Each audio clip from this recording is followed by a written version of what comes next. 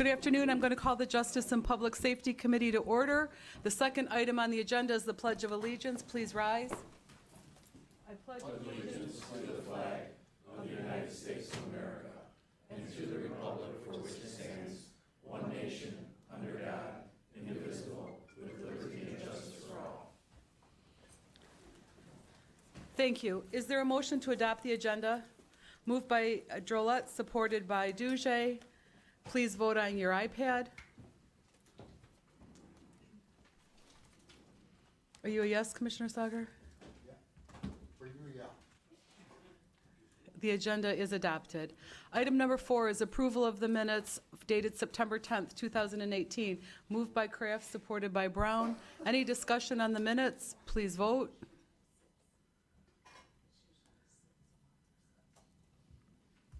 Minutes are adopted. Item number 5 is public participation. I don't see any members of the public, but does anybody wish to speak under public participation? We'll close public participation and move to item number 6, the Department of Recommendations. 6A is a contract with St. Clair County Family Division for the transfer of responsibilities for the juvenile detention services. Rhonda?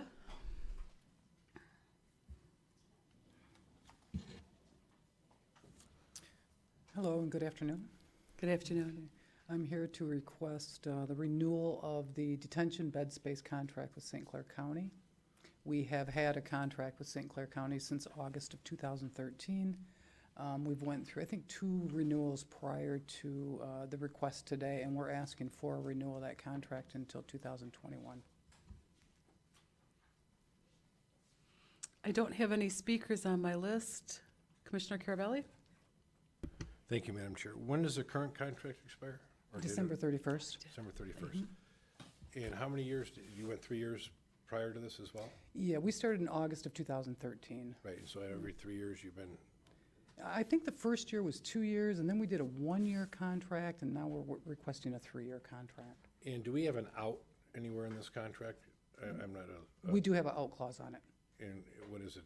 It's a 30-day notice to the other party. Okay. Yeah, I'm in support of this, because of the vacancies we have. I think this is a good thing. I, number one, don't know the cost, if this is truly covering the cost for that. I don't know. Hopefully you can shed some light on that when I'm done, the true cost. And then also the considerations, if we have an out, because in the future, there might be other opportunities for the facility to do other things as well. And I don't know what that is. It'd be something I think the sheriff and a few people, we can all sit down and kind of see if something can happen. But if we can't get out of it, then I'd be reluctant to approve it. Okay. So, all right, thank you. Thank you, Madam Chair. Thank you. Commissioner Drolet? Thank you, Madam Chair, and thanks for your presentation. Is the contract substantially the same? Is there, if there are changes, what are the substantial changes from the last contract to this contract? There are not any changes other than asking for a renewal. So the dollar amount's the same? Have our costs about the same? Yeah, our costs are, we're making money off of housing St. Clair County, probably to the tune of about $250,000 a year. So we are in a positive, we're in a positive number by housing them. They're also currently using one of our treatment beds out. It's not part of this contract, but they're using a treatment bed. They're actually paying about $30 more a day for a treatment bed. It's very rare for them to do that, but the cost of care across the board last year was $164 a day. That includes factoring in treatment, so detention costs are like about $125, and they're paying us $153 a day. Okay. So even with, even then with the contract that we've had with St. Clair County, we are still experiencing what kind of usage at that particular building again? What's the average? Okay, so we have a total of 42 residents this morning at 8 a.m. 10, that includes treatment and detention. 10 of those residents were from St. Clair County. And Now, that's this morning at 10. As we speak now, that we could have 10 more kids or 10 less. And the So capacity of the building again is? Capacity of the building is 140. Okay. We are staffing 50 detention beds In the average in 2017 in detention, I brought some numbers, I thought it might help today. So we have an average of 40 youth in detention in 2017. We're staffing 50 beds. So we're staffing at an appropriate level. The problem is we have a lot of empty space. So we are being really responsible in our staffing to ensure that we don't have more staff than we need, and we've been keeping that at an appropriate level. Problem is just the empty beds. Our treatment beds, we staff 20 treatment beds, and we have had an average of 13 kids in 2017 in treatment. So again, that's an average. So treatment sometimes will come up to 20. It'll sit at different numbers. The same thing with detention. There's been times when we've had 50 detention kids. We're staffing for 50. We don't want to staff for more than that because then we'll have empty beds that are staffed. Right. So, but the larger problem is, we're staffing 70 beds, but it's a 140-bed facility. Okay, thank you very much. You're welcome, thank you. Commissioner Romano, did you take yourself off the list? Commissioner Carabelli asked questions. I want to know if the funds were sufficient to cover the cost. That's been answered for you? Thank you. Commissioner Kleinfeld. Hi, thank you. You have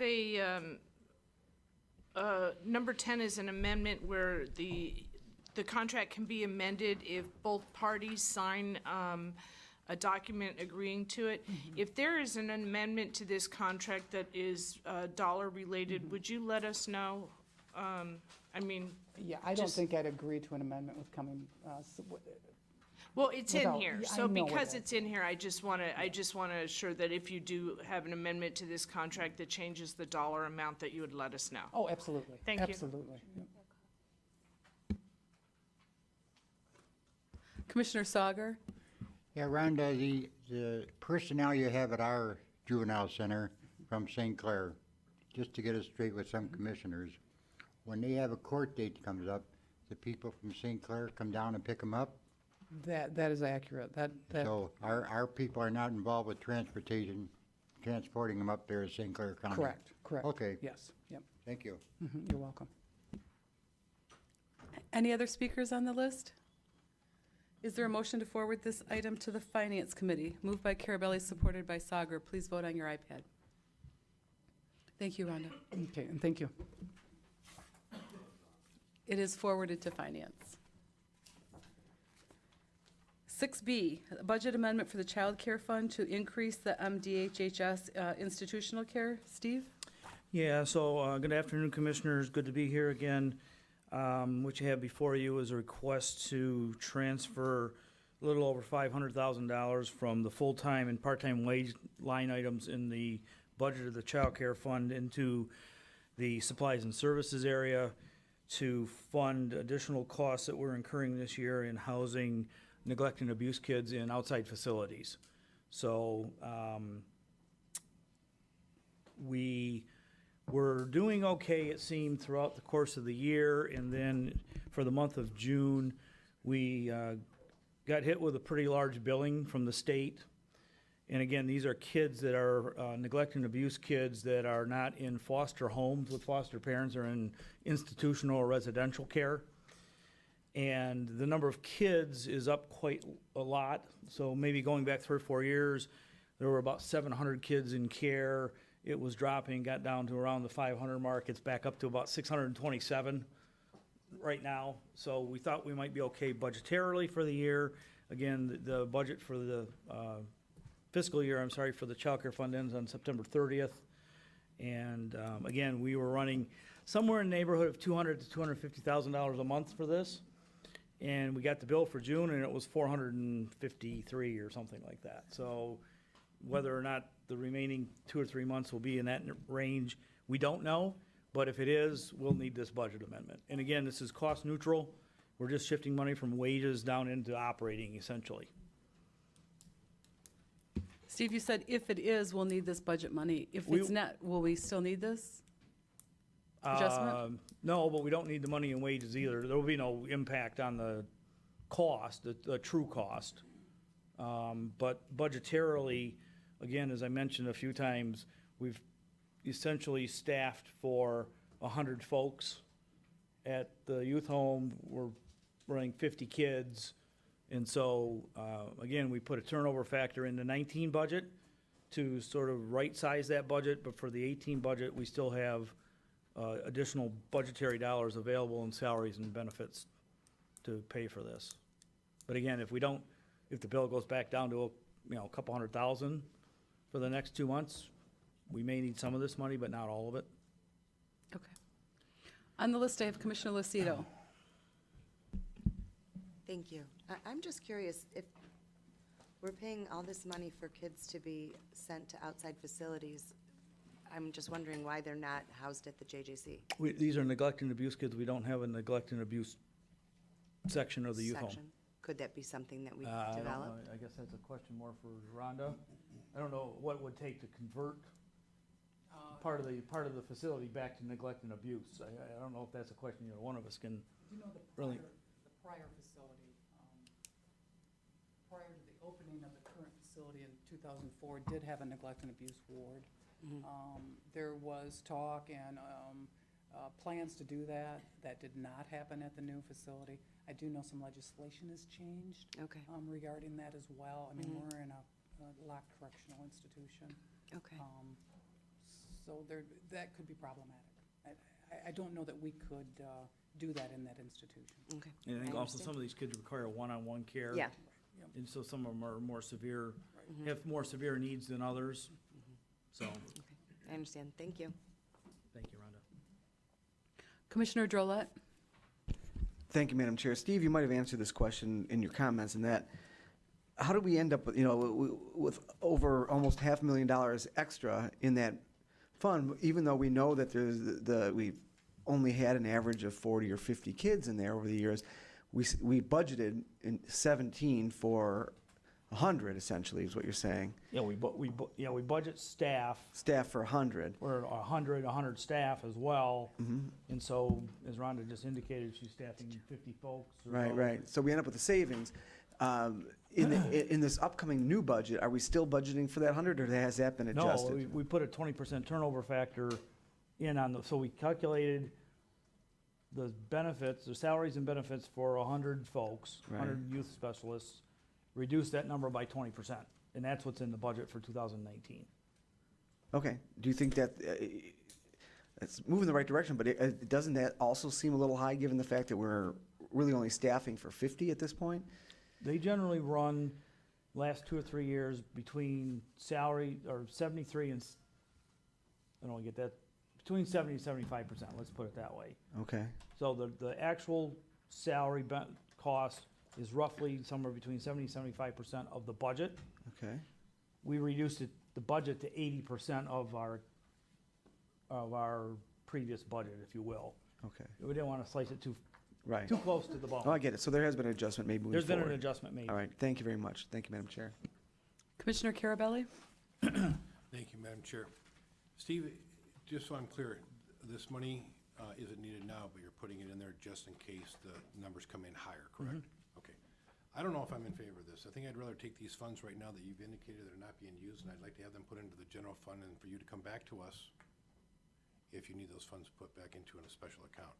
I don't know if I want to just put it in there now, and you don't know if they need them. Why not just transfer this into the general fund and come back to us if the need is? Well, you don't transfer, because we're not spending the money in salaries. But we can remove it out of the budget. But make we're a moving budget it out, amendment, and put it- we're moving it out of the salary area into supplies and services.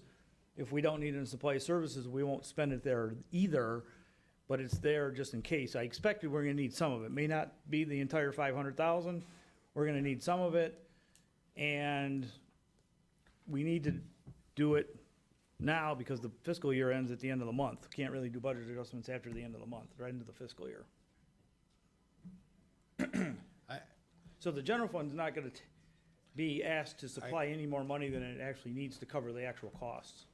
And I hear you loud and clear, and I understand that, but my point is that put it in the general fund, and if it is needing, just transfer it out. You still need the appropriation to spend the money. I'm sure we can use the override, and they can go ahead and have the. I guess I'll defer to the chair. I mean, I don't see why this can't go into the general fund, and then if it definitely is needed, just transfer it back to what the dollar amount is. Or is it best to leave it that way? I see what I you're can doing. assure you it's best to do what we're asking to do. Okay. Because the money's not coming out of the general fund if it isn't needed. We only provide the youth home with enough money to cover the general fund's 50%. We don't supply extra money to build a fund balance over there. That's Okay. something we used to do in the past. We don't do that anymore. Yep. Commissioner Kleinfeld? That answers it. I was gonna say, they need the money in there. If the cost comes in, they need to have it available, but they've already, thank you. Any other discussion on this item? Is there a motion to forward to finance? Moved by Carabelli, supported by Dujay. Please vote.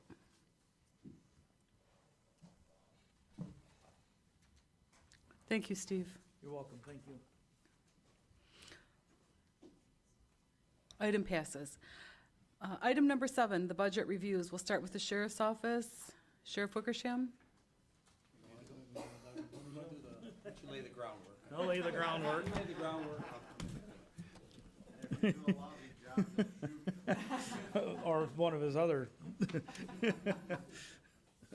support staff. I'm not sure what page on the agenda is the sheriff budget, but it's C60 of the budget book, so if you have a reference there. Again, the sheriff's office is about a $75 million operation, 74.4. We've talked about this in the past on a couple of occasions during this budget cycle. The most significant thing happening in the sheriff's office this year is the addition of 17, or the recommendation to add 17 staff, 3 corrections officers and 14 deputies. One of those 14 deputies is being added because we're adding 1 judge, so you need a officer in the court. The other 13 deputies are being added specifically to reduce overtime, as well as the 3 corrections officers. And we've talked about that a few times. So far, as I indicated earlier,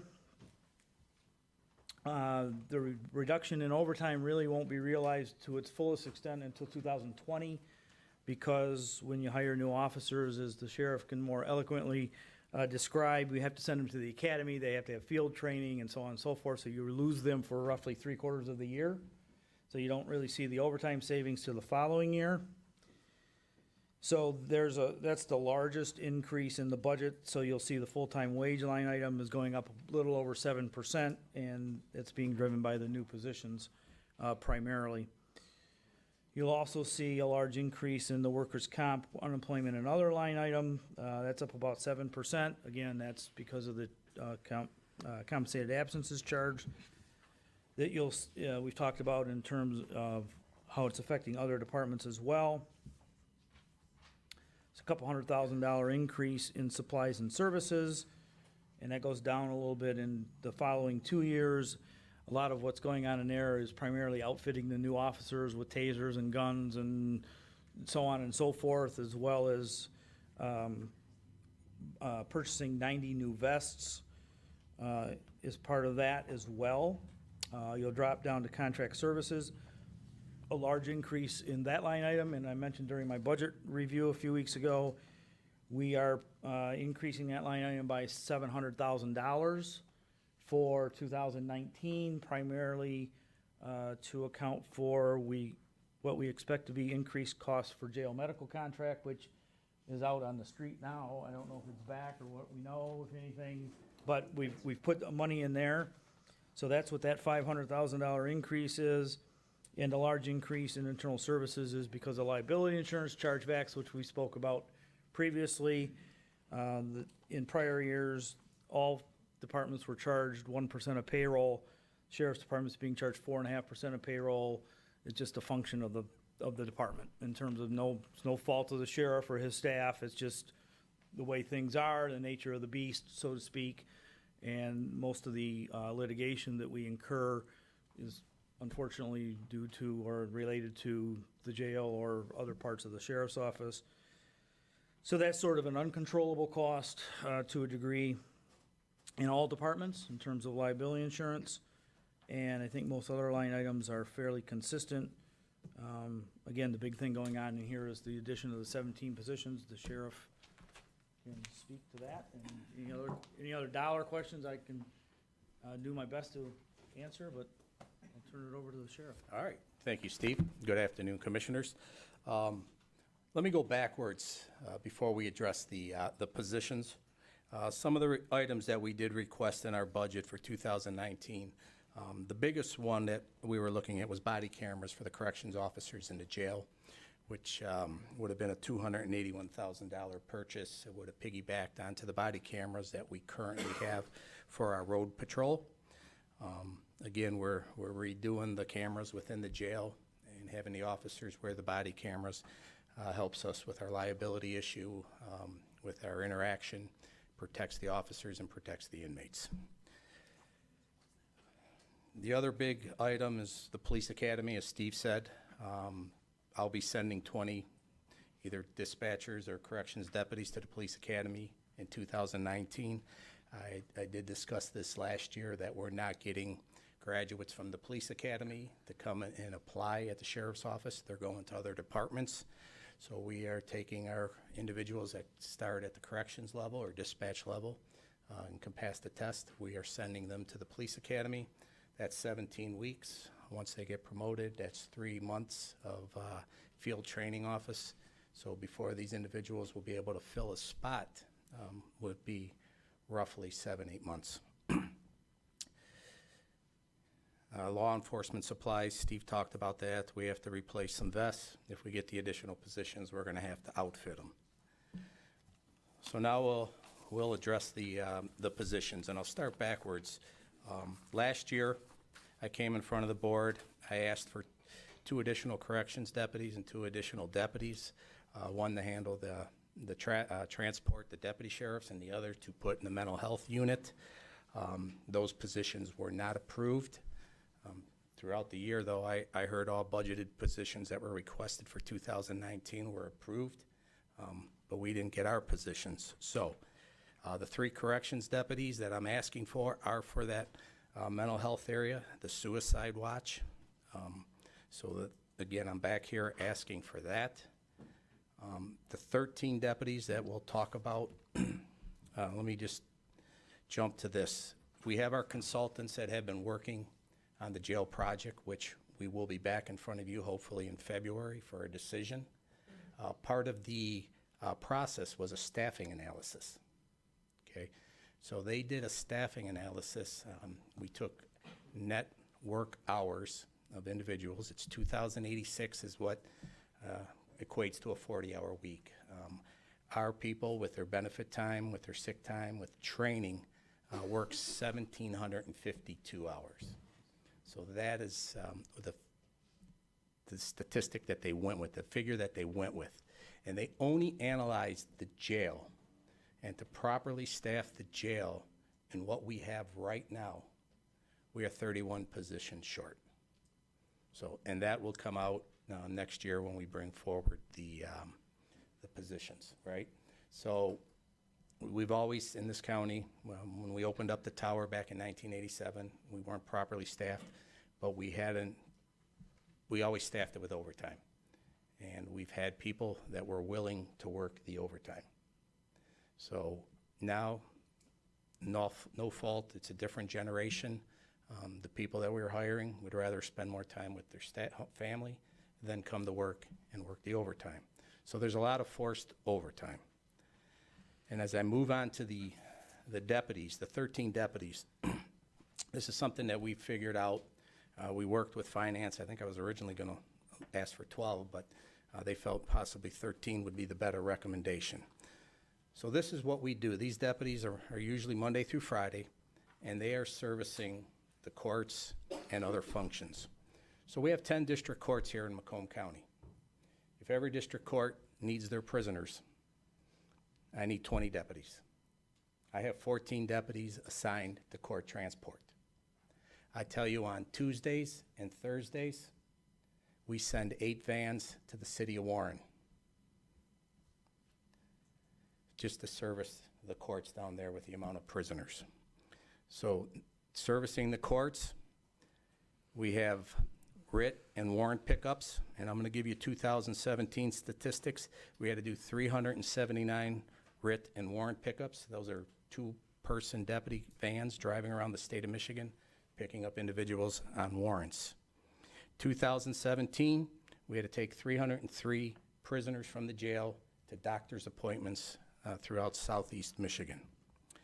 2017, we had 497 emergency room runs. That's individuals that are coming out of the jail, going to the hospital, and need a guard to transport them. We're responsible for taking individuals to the forensic center to be evaluated for their competency. In 2017, we had 42. We're responsible, because we want to get them out of the jail as soon as possible, to take individuals that are sentenced to prison. In 2017, we had 502 trips to take people to prison. Our circuit court is expanding, and we actually have another judge that will be starting. We've seen an increase in trials for in-custody prisoners. Those trials require an additional deputy for security to be inside the courtroom while these trials are going on. In 2017, we had 402 trials here in Macomb County Circuit Court.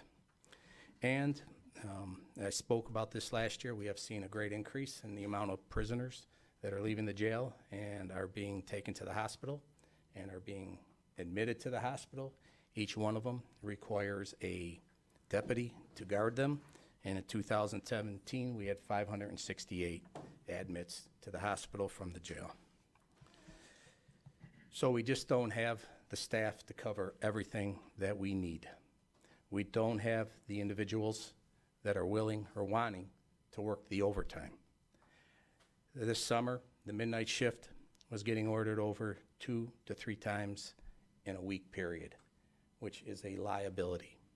I was getting emails, I was getting phone calls from the staff, and that is why some of the people are here today. Being asked, I don't care about them. I'm putting their families at jeopardy. Some of them are going to be going to a divorce because they're not going to be able to go home, and it's just unacceptable. Again, and I don't see this getting any better with the individuals that are coming in. And again, it's nothing against them. Looking at our stats, the overtime for 2018, 43% of the overtime is forced overtime. Those are people that can't go home. They have to work another 8 hours. So we are looking to increase the deputy sheriff ranks by 13 people that we could put on the day shift to help cover all of this mandated details that we have to do. And if that, I take questions. Sheriff, did you want to introduce your team before we start with questions?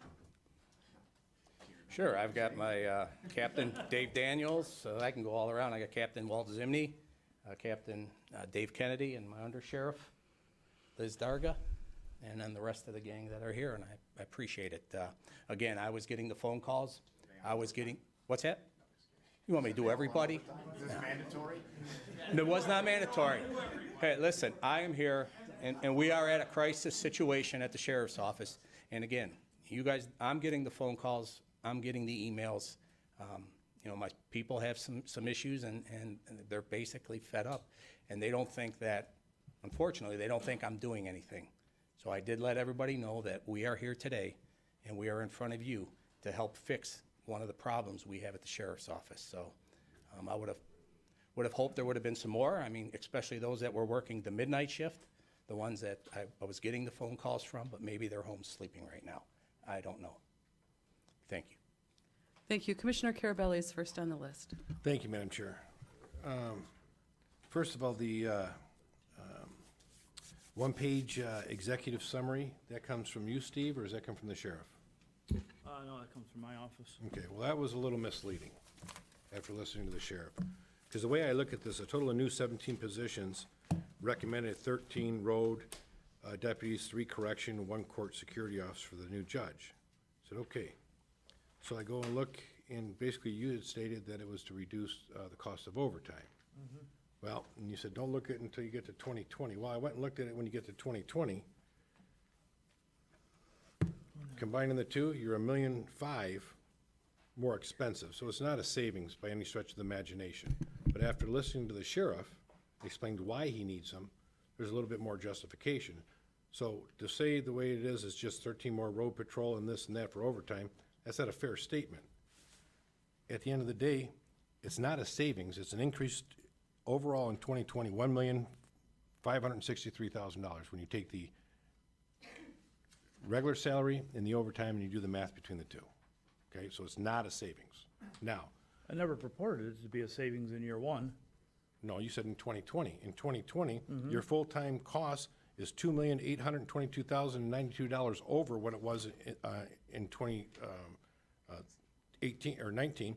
Then you go in, your savings of OT is only $1,258,000, so it's only a total of 1.5 million costing more overall. It's not a savings. You said it was to reduce overtime savings.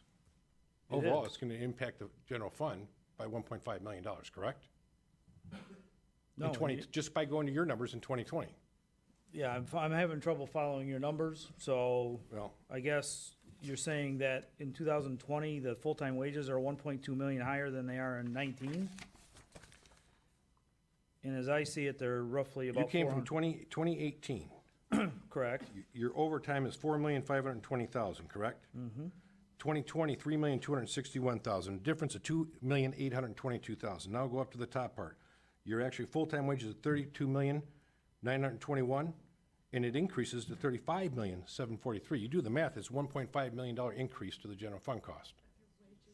You got 1% wage increases, you have people working their way through step grades. Okay, You have but a it's new- not, I don't see a savings in there is what. It's in the overtime line item, Commissioner, so if you see. But you increase the salary, so there's, you saved in one area, but you increased on the other. Yeah, and if Point of you- information, Carabelli, I'm sorry, Commissioner Carabelli, I call him that when we're not here. It is a savings of overtime, I am sure, so there is And that's an what I'm increase purporting of, it to be, increase is it's in a the savings in salaries. overtime. it is a general savings of overtime. Yes. It Right, does, if you look at the end of the day, if you look at the cost of a deputy on overtime versus the cost of a new deputy with the current fringe benefit package, savings about $4,500 per position. So the overall cost is a slight savings, in this case, 13 times 4,500, $50,000 or $60,000 overall. But you're gonna see the reduction in you're gonna see the biggest impact in the overtime line item. And I mentioned that before. So Okay. if I didn't communicate it clearly enough that it Okay. was gonna save $1.2 million, that's not what my intention was. You're saving about $60,000 starting in year 2, when everybody's out of the academy, out of their field training, and fully impacting the complement at the sheriff's department. Okay, then over to the sheriff. When it says, I believe it's 3 that are being added to the jail, Yes. and that's gonna take care of the overtime problem at the jail, just the 3? Well, I'm asking. no, give me 31, according Okay. to the, So my question for you. I didn't have that number. When you say, when it says the word road patrol, I mean, I look at that as something different, Yes, okay? those, Is, and then you explained about all the deliveries that you have. Are you at mercy of the court schedule? yes. Is there, and I don't know this, I'm not a judge and I don't work in the courts, is there any way we can dictate them that this is when the transport's happening and schedule accordingly? We try to work with their court administrators, but when the judges want their prisoners, they will get their prisoners, and we have to figure out a way. Okay, well, okay, that's a whole nother subject. That- yeah, Yep, and not your issue, I get that, it's something, okay. How many non-contractual road patrol officers do we have? Let me, before you answer that, not your inmate or criminal deliveries process. How many actual road patrol, non-contractual cities or townships do we have? If we have the 4 northern townships, which would equate to 6 deputies to a shift. And but those aren't contract? No, Okay, those are general funded. okay. But those general funded deputies are utilized by the day shift, the afternoon shift, and the midnight shift to, if there's a warrant pickup in Westland, the county car gets pulled and goes and picks up the prisoner, whether it's in East Point or Shelby Township warrant out of circuit court. If we get somebody that's got to go to the jail, go to the hospital from the jail, probably a Mount Clemens car will either take them or follow the ambulance and hold them until they get there, and then the county car is reassigned. So we do have doing law enforcement work up in the 4 townships that don't have contracts to provide emergency services and provide policing services up there. But they are utilized to handle all of these. Emergency services, I understand. Yeah. The other services, I don't understand. As far as them Well, just patrolling in those areas. Yeah. That's just one commissioner. Yeah. I'd like to go about to the actual jail itself with the JJC, with it having the empty beds that they have. How many female inmates do you allocate beds into the jail for, your jail? How many It female? did right around, I think it's about 187 or so right now. We've gone as high as 230. Have you looked at working something out of possibly utilizing any of that space? You know, not at this point. You've got security issues. You've got sight and sound separation with the JJC. You've got services. It could be talked about, but I don't think it logistically would work. Okay, thank you. Thank you, Madam Chair. Commissioner Drollet? Thank you, Madam Chair. Commissioner Carabelli asked my main question, but it's still not 100% clear, and this actually goes to Steve. So, Steve, if we hire these additional officers, what % of that will be recouped through less overtime? All of it in year 2? 60% of it? Should be all of it. I mean, we're running so much overtime on court transport and just general overtime. Okay, Court transport, hospital. So by guards. year 2, we're going to recoup all of Got that that built additional in, yeah. cost I in mean, overtime. yeah, you're probably not always gonna get rid of 100% of your overtime. You're gonna have oddball. Well, no. coverage issues, How but- much of the cost are we going to recoup, not how much of the overtime we're going to reduce? Right. But by the reduction in overtime, that savings, is that going to pay for these additional Yes. officers in year 2? It will? Yes. Okay, that's what I wanted to know. Thank you. Thank you, Sheriff. Commissioner Dujay? Thank you, Madam Chair. Thank you for being here, one and all. I'm actually shocked that overtime is 8-hour shift.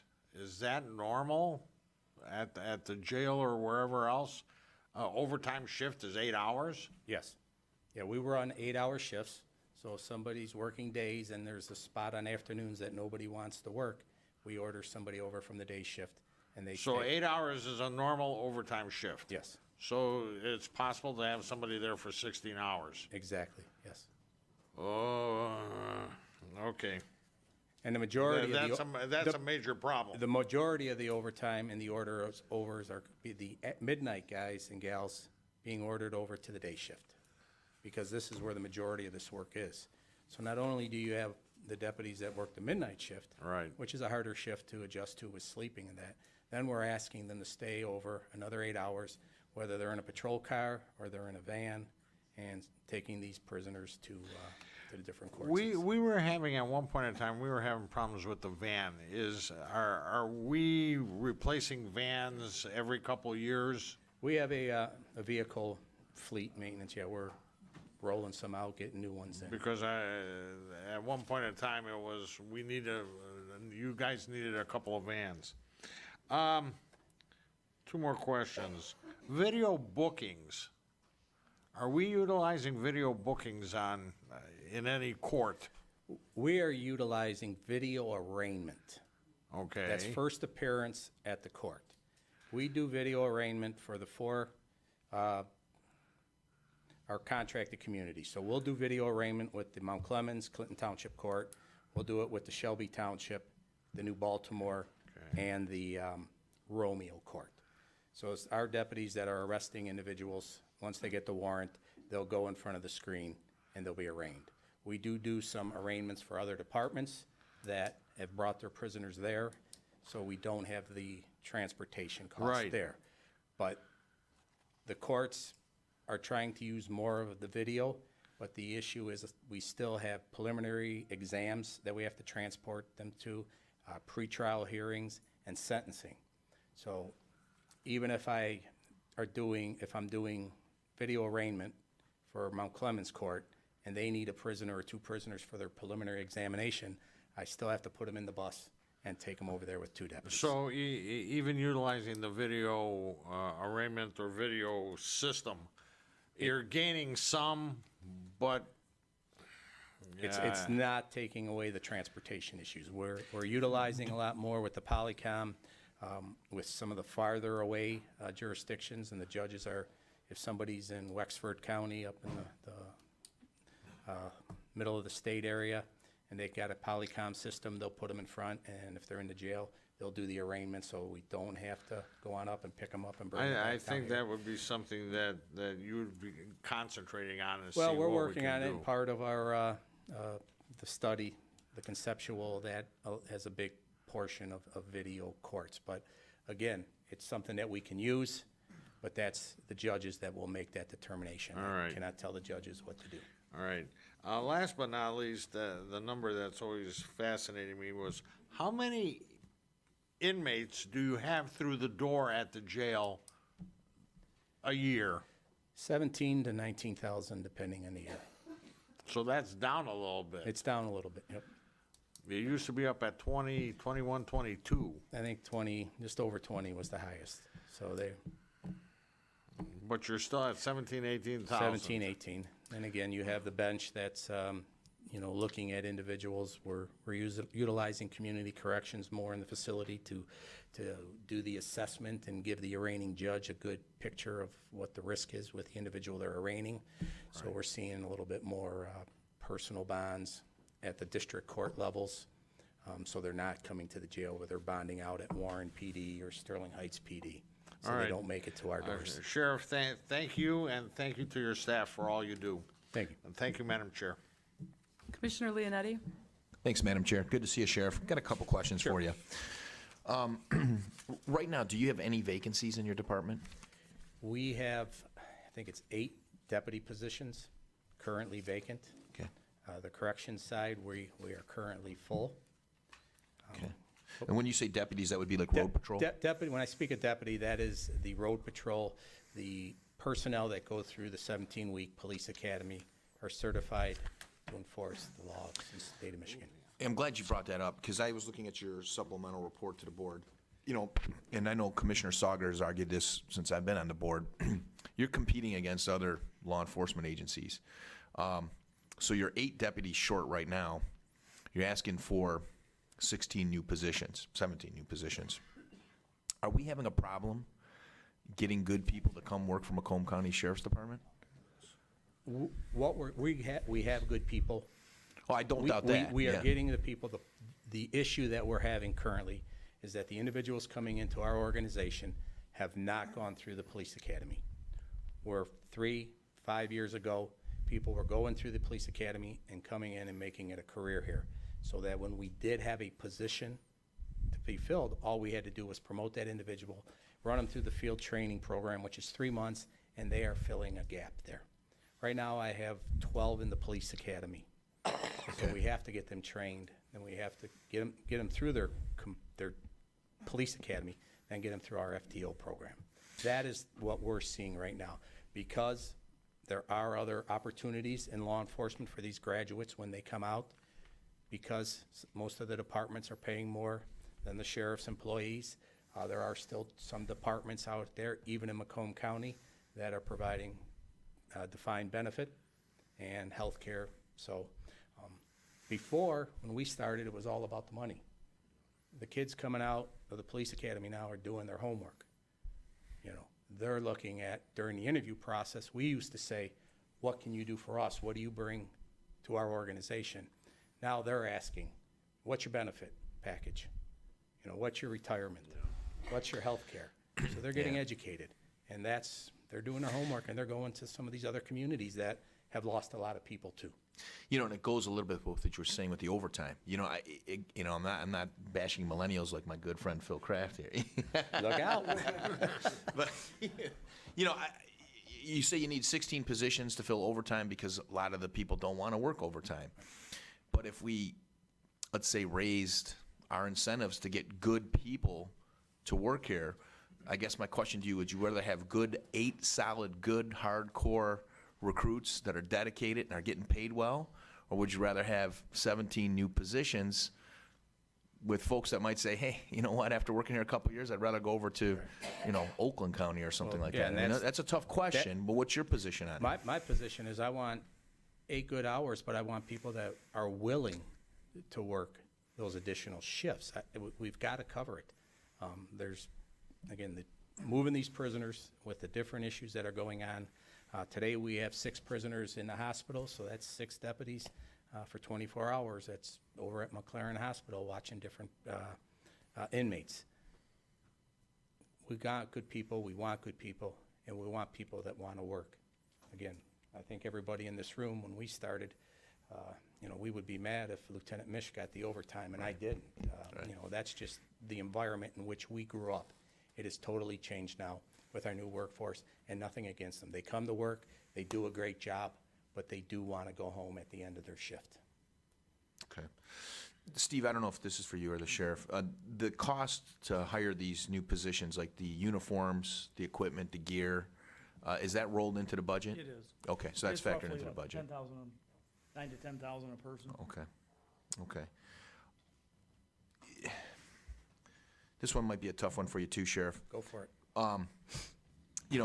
Look at it like from our position, we've got all these capital improvements. Commissioners were always like, we're doling out money to every other department. We're trying to save money. We've got fiduciary obligations to the taxpayer. We know that there's going to be some improvements to the jail. Is this something, you've got 8 vacancies now. If we can fill those, that would be fine.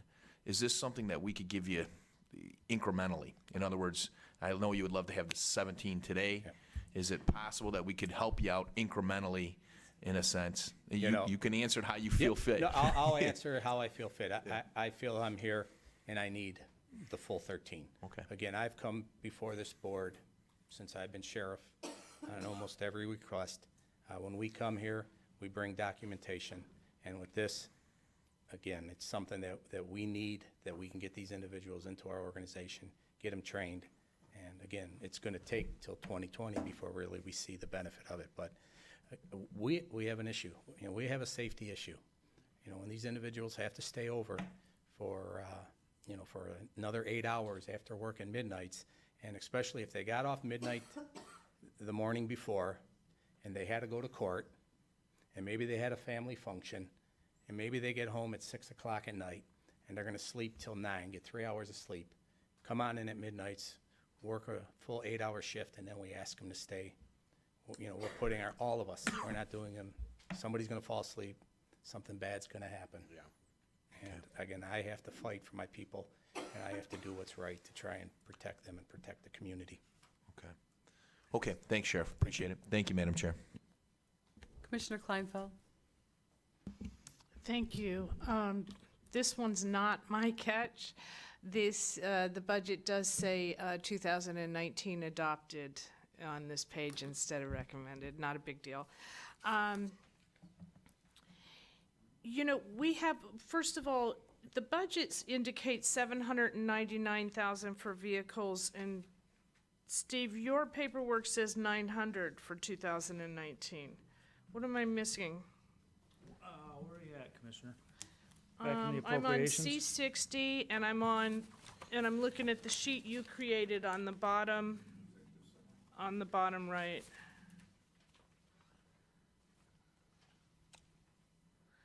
Bottom right, the third the middle box says 2019 cost for vehicles is 900,000. Yeah.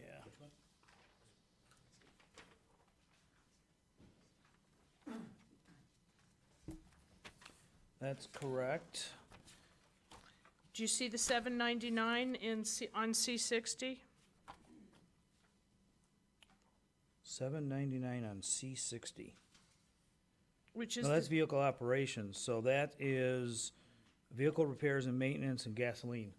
okay. So So where's the vehicles are in the appropriations, non-departmental appropriations, because that 900,000 is lumped in with, there's a bucket of money in the non-departmental, What's the page? C65.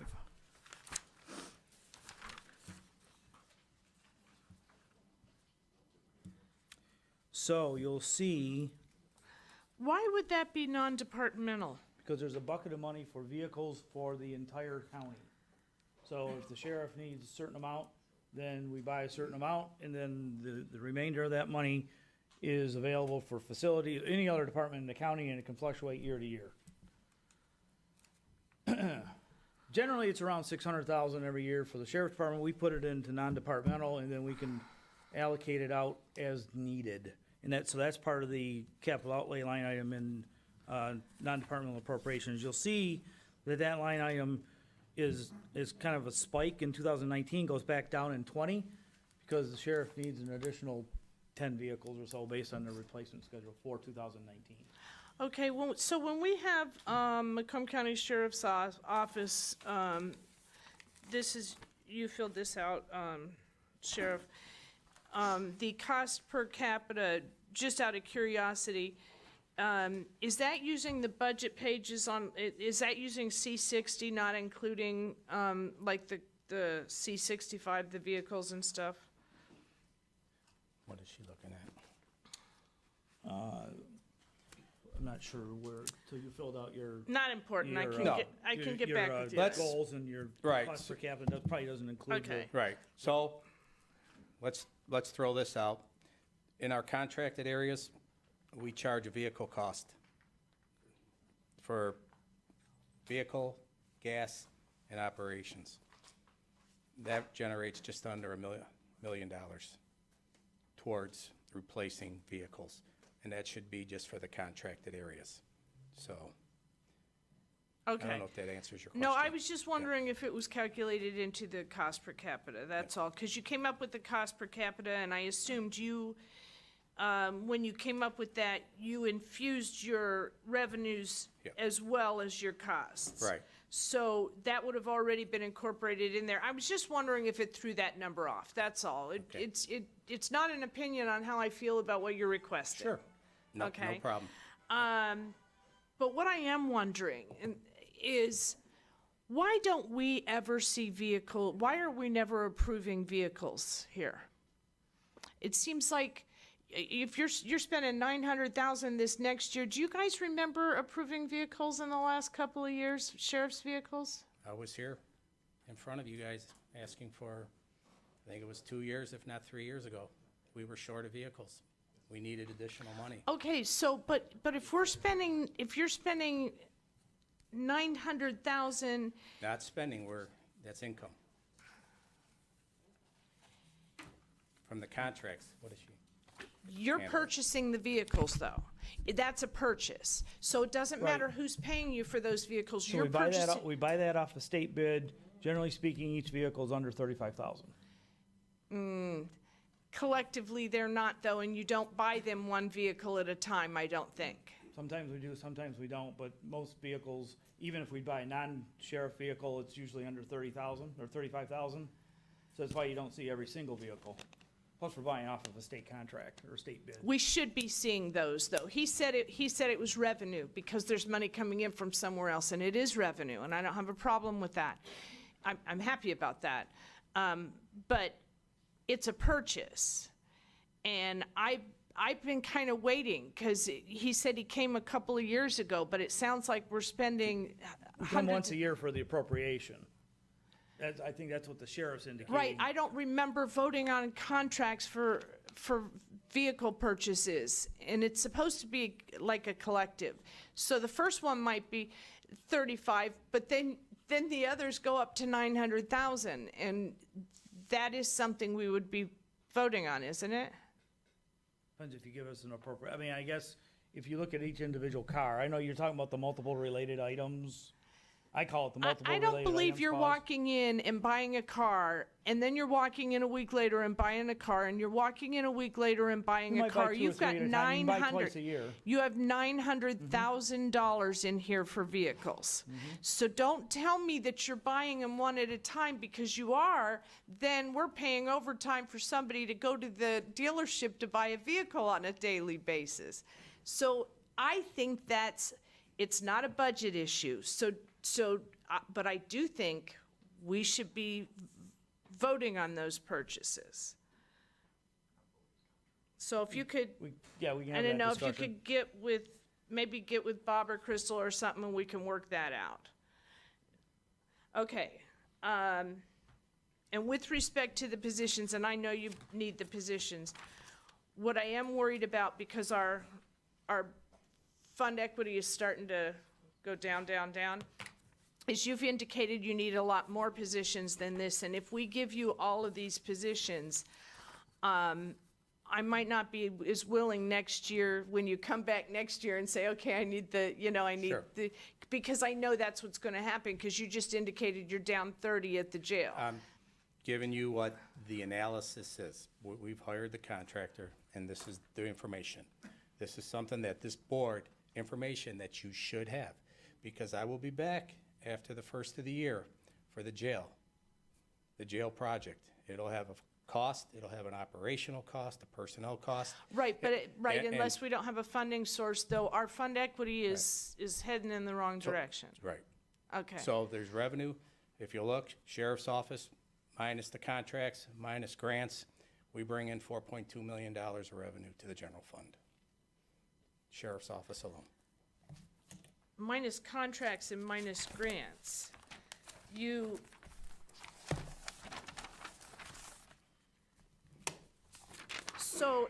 so looking at C60, the revenues for 2019 are 52 million under expenditures. So I'm not sure what you mean. You're not suggesting that that when it all shakes down, you bring more money into the county than we spend on you, are you? No, what I'm Okay. indicating, you are talking about the fund equity and the balance is going down. And I know I've talked to some of the commissioners and, how do we increase revenue here, right? I mean, that's always an issue here. I'm just making a statement that looking at when we talk about fingerprint fees, reimbursement security, reimbursement overtime, inmate housing, records, the commissary for the phone, the vending machines, video court, the state. I know you're bringing We're in bring- yeah, revenue, we're bringing- and not every department can bring in revenue just by the nature of their Exactly. departments, so I don't hold others. Right. I I'm don't, just- I don't hold others in a negative light because their department isn't a revenue generator. What I was suggesting more was, if I said, hey, I'm gonna give this guy everything, because it is a lot of positions, I'm just kind of giving you a heads up, when I say our fund equity, I mean our balance is going down, and it's going to go down in a couple years to an area that we're not supposed to be. So I'm just letting you know, if you get 17 positions this year, and I don't know what the board is thinking, it's gonna be a hard sell to come back next year and say, okay, I need another 15. That's all I'm saying. Duly noted. Okay, Duly thank you. noted. That's all I'm saying. All right. Thank you. Commissioner Romano. Thank you, Chair. You're really getting grilled today, Sheriff, huh? All right, that's my You're a life. Big guy, big shoulders? It's my life, brother. Big shoulder. my This life. question is actually for Mr. Schmiegel. Ah, thank And then I'll get to you. No, then I'll get to you, Sheriff, if I may. He's also getting grilled today. I'm looking at this line item, which you mentioned, which I think was contract services, and you said something effective that was up like $700,000, and I'm not putting words in your mouth, but I thought you had said you attributed that to liability insurance had gone up. No, contract services is, there might be another line item, or most of that, if not all of it, is the jail medical contract. So that's out on the street for, yeah. Yeah, let me address that real quick. I apologize. Inmate medical, we had an RFP that went out. There was 2 vendors, our current vendor and then another company. The 2 appeared for a mandatory visit meeting. So the bid will be opened on October 4th, and we'll be making a decision on the medical care. Again, we don't know what those bids are going to come in. I have told you that the medical costs have increased, our hospital costs have increased. There's more prisoners going out to the hospital. So that's why I asked for an additional $700,000. $700,000 just to cover, obviously, if the bids come in lower, and we've got it covered. You're gonna give it back if you don't use it? I'll give it back. All right. I'll deliver it myself. All right, Sheriff, this is for you. I'm all through with that. Just some kind of general statements, if I may, and then we'll get into the personnel.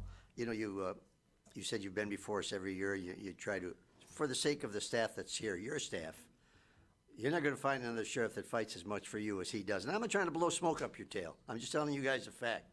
He's always looking out for you guys. He always wants to make sure that you guys stay safe. And he does that by looking for additional personnel and additional equipment. So having said that, to even think that he doesn't appreciate the fact that you guys take in this overtime when you're not supposed to, think otherwise, because he's got you first and foremost in his thoughts. And I'm not looking for brownie points. I'm just stating a simple fact. Thank you, Commissioner. Okay, let's get to these, the shortages, 31 positions short in the jail.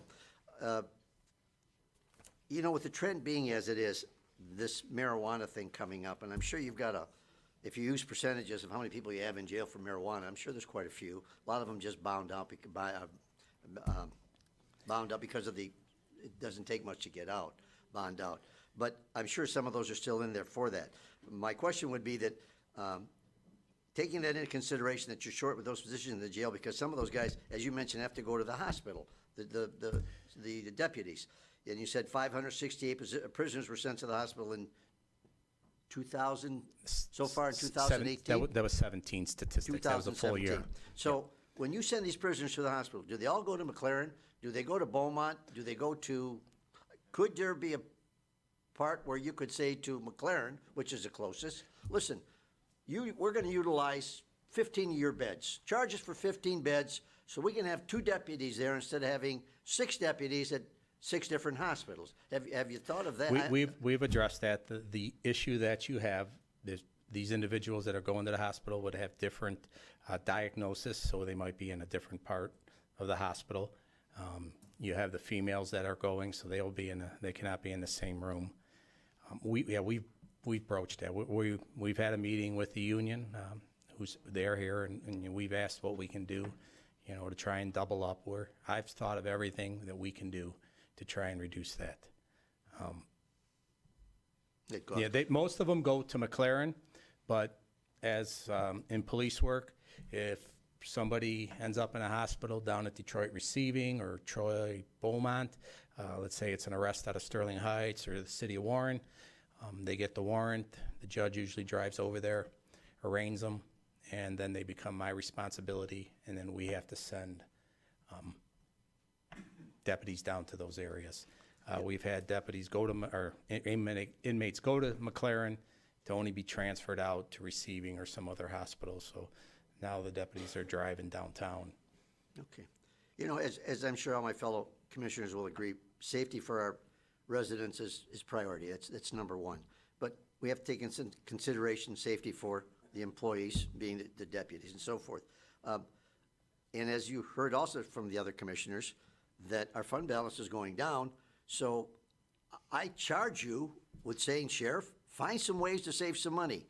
I'm not going to say no to these employees because you're saying you need them. It's an absolute, and I'll agree with you on that. But at the same time, I'm saying I'd like you see you come before us and say, hey, commissioners, here's how I'm going to save you some money. This is what we came together with my crew, and here's how we can save you some money. We just wanted to let you know.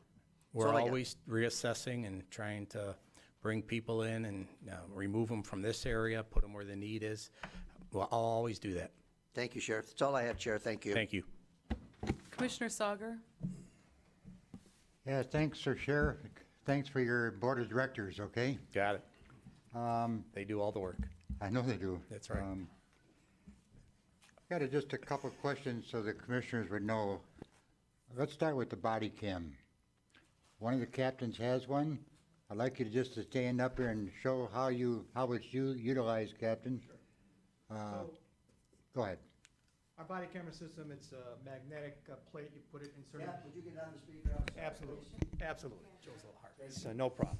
So our body camera system has three separate systems. It's a magnetic plate that you put inside your shirt. Inside my shirt, I put it here. Once I attach it here, as you can hear, it can snap. And then on the sides here, I have pins that actually can pierce your shirt. It also attaches to the back of the magnetic platform to our uniform. The deputies are instructed to wear the cameras in their uppermost above their torso, so it gives most visibility. The functionality of the camera is pretty simple. You'll hear this. I don't know if you heard that or not. That way I know that the camera is on. deputies know as well, when they're talking, they can hear it. Every so often, they'll make that sound, they'll know they're being recorded. There's also a covert function in our camera, where if I'm at night, I don't want to be illuminated, I can put it on a covert, and I'll know that it's on simply because it vibrates. It doesn't give a sound if I want to try and be covert while I'm trying to go after somebody. One of the key functions the sheriff wanted to bring in is it's called record after the fact. Now, our policy covers us where if they have contact with anybody, they're to turn their cameras on, so we can record any interaction we have with the public. If it happens where they are approached by somebody and they don't have the opportunity to turn their camera on, we have a record after the fact function where if we had an issue, we had to come back and see what happened, we're able to go back, get the body camera, download it, and be able to capture at least the actions of our personnel, record after the fact. It does not record the audio, but it's important that you understand that sometimes our personnel don't have the opportunity to touch their button and turn it on. Not often it happens, but it does happen. The storage of these cameras is about 8 to 10 hours. We have docking stations, each of the substations, where when we put the camera in, the data media that gets downloaded into our transfer stations. We have endpoints in each of our substations that actually makes it down to the server at the county, and then we're able to view it within the next day. When the sheriff has to answer a question from the public who's usually upset about our deputies' actions, 99% of the time, our actions are withheld they're stood up by our actions through the camera. We can justify our actions generally. So these cameras, in reality, have been a great benefit to the department, and we do appreciate you guys supporting us for that. Okay, what's the, is it a 60-degree or everything in front of you? Well, actually, it's not like a fisheye look. It actually gives you pretty much a whole angle of everything that you're looking at. What you'd be looking at if you're walking, you'd see the same thing. So how your torso goes, it where you go. It's not like a fisheye where it's a bubble thing where I don't know if you understand what I'm talking about. Okay. That type of view. But at night, but at night, the thing is, this is not like a FLIR system where it illuminates everything at night. You're actually going to see what my deputies see at night. So if you're running into a dark area, you're going to see a dark area. You're not going to see like CSI on TV where you see the guy there. Not going to happen. If he turns his flashlight on, then you'll see it. Okay, and the lawsuits that have started or contemplated started, has this body cam helped alleviate the progress of one of them? Citizen complaints. A lot of citizen complaints out on the street. In the jail, Yeah. Again, we're utilizing the cameras that we have, and we're updating those. Again, my philosophy is I want cameras everywhere legally possible, so we can capture our actions and, again, protect our staff and protect the inmates. And I did ask for, we already have the servers set up. I just think it'd be a wise investment too to make the correction staff that work in the facility to be capturing that when they go do their rounds, have that interaction with an inmate. If they have to deal with an unruly inmate, because right now we have the command officers carrying it, but I'd really like to expand it to those individuals that are working inside a facility to capture these incidents. Has it helped in any of the lawsuits so far, Sheriff, that have been started against us? Not from the jail side, and I don't recall any of the lawsuits from the road. I think if we have one, the use of. No, we don't have any yet. So on the FOIA, on the FOIA, we'll get a FOIA request. Usually, when we show the FOIA request, I know that some of the defense attorneys have, okay, we're good here, as far as what they observed, Right. as opposed to what they're being told by their client. So I can't tell for certain that that's actually been a deterrent to a certain lawsuit, but I think it has. Okay, and who in the jail has the body cams? Just currently the command officers that work within the facility. And We have we have cameras throughout the facility that we're upgrading. When we do have an unruly inmate, we have handheld cameras that we use. But there are these incidents where they do their security round, they're checking on inmates, and everything seems fine. And then if something was to happen, a medical condition, you've seen the lawsuits, we didn't do our job, we neglected the individual to be able to pull up if somebody does have a medical issue and has to go out to the hospital, saving that footage and give you the real deal of what happened and when we did our round. I Right. guess my final comment is, just because you're wearing a uniform, and I had one too for many years, that doesn't give you so many nice things. There's a lot of stuff that's negative that goes with it, and you gotta accept it. The time, overtime, the being away from the family, the working the weekends, okay? Sure, people say, you chose that profession. Sure, I did, you guys did, but we're proud of it. But, you know, we have things, hurdles we gotta get over to help with the family. And like you say, divorces, I know it started a lot of divorces because of this. And, you know, it's a shame. It's a tough profession to begin with, It's but a tough again, when profession. they pick up the phone and say, and- I'm not coming home today. And everybody's not cut out for it. So, but you guys are. I had a great career, and you guys are, and I'm proud of you like I myself. Thank you, So Mark. good luck to all yous, and I support your request. Thank you, sir. Commissioner Brown? It's all right, we'll charge you. Sorry, we're gonna pull the video up. We'll see who touched it last. Don't you worry, once we download that. Sorry, No problem. Yeah. How are you gonna work this big glut of employees come through the system? How have you communicated these costs to the Civil Service Commission? Are they gonna be able to manage this all right? I mean, Oh, we've heard, we've been doing, yeah, go ahead. yeah, you know, are they prepared? Is their budget gonna be adjusted to handle all the increased costs that are becoming through the pipe for them? I think they've increased it because we've been experiencing this for the last 2 years. Again, we've had a mass exodus of individuals that had 25, 30 years.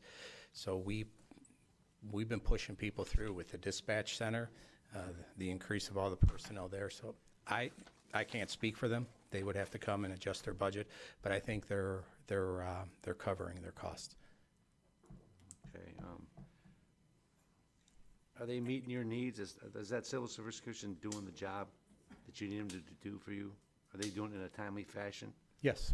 Yep, they're listening to my staff. If there's increases, they're trying to expedite some of the testing, expedite some of the psychological and medical examinations, so it's not so drawn out, so we can get these individuals through their processes and give them a job offer. All right, thank you, Sheriff. Thank you. Thank you. Thank you, Madam Chairman. Commissioner Drollet?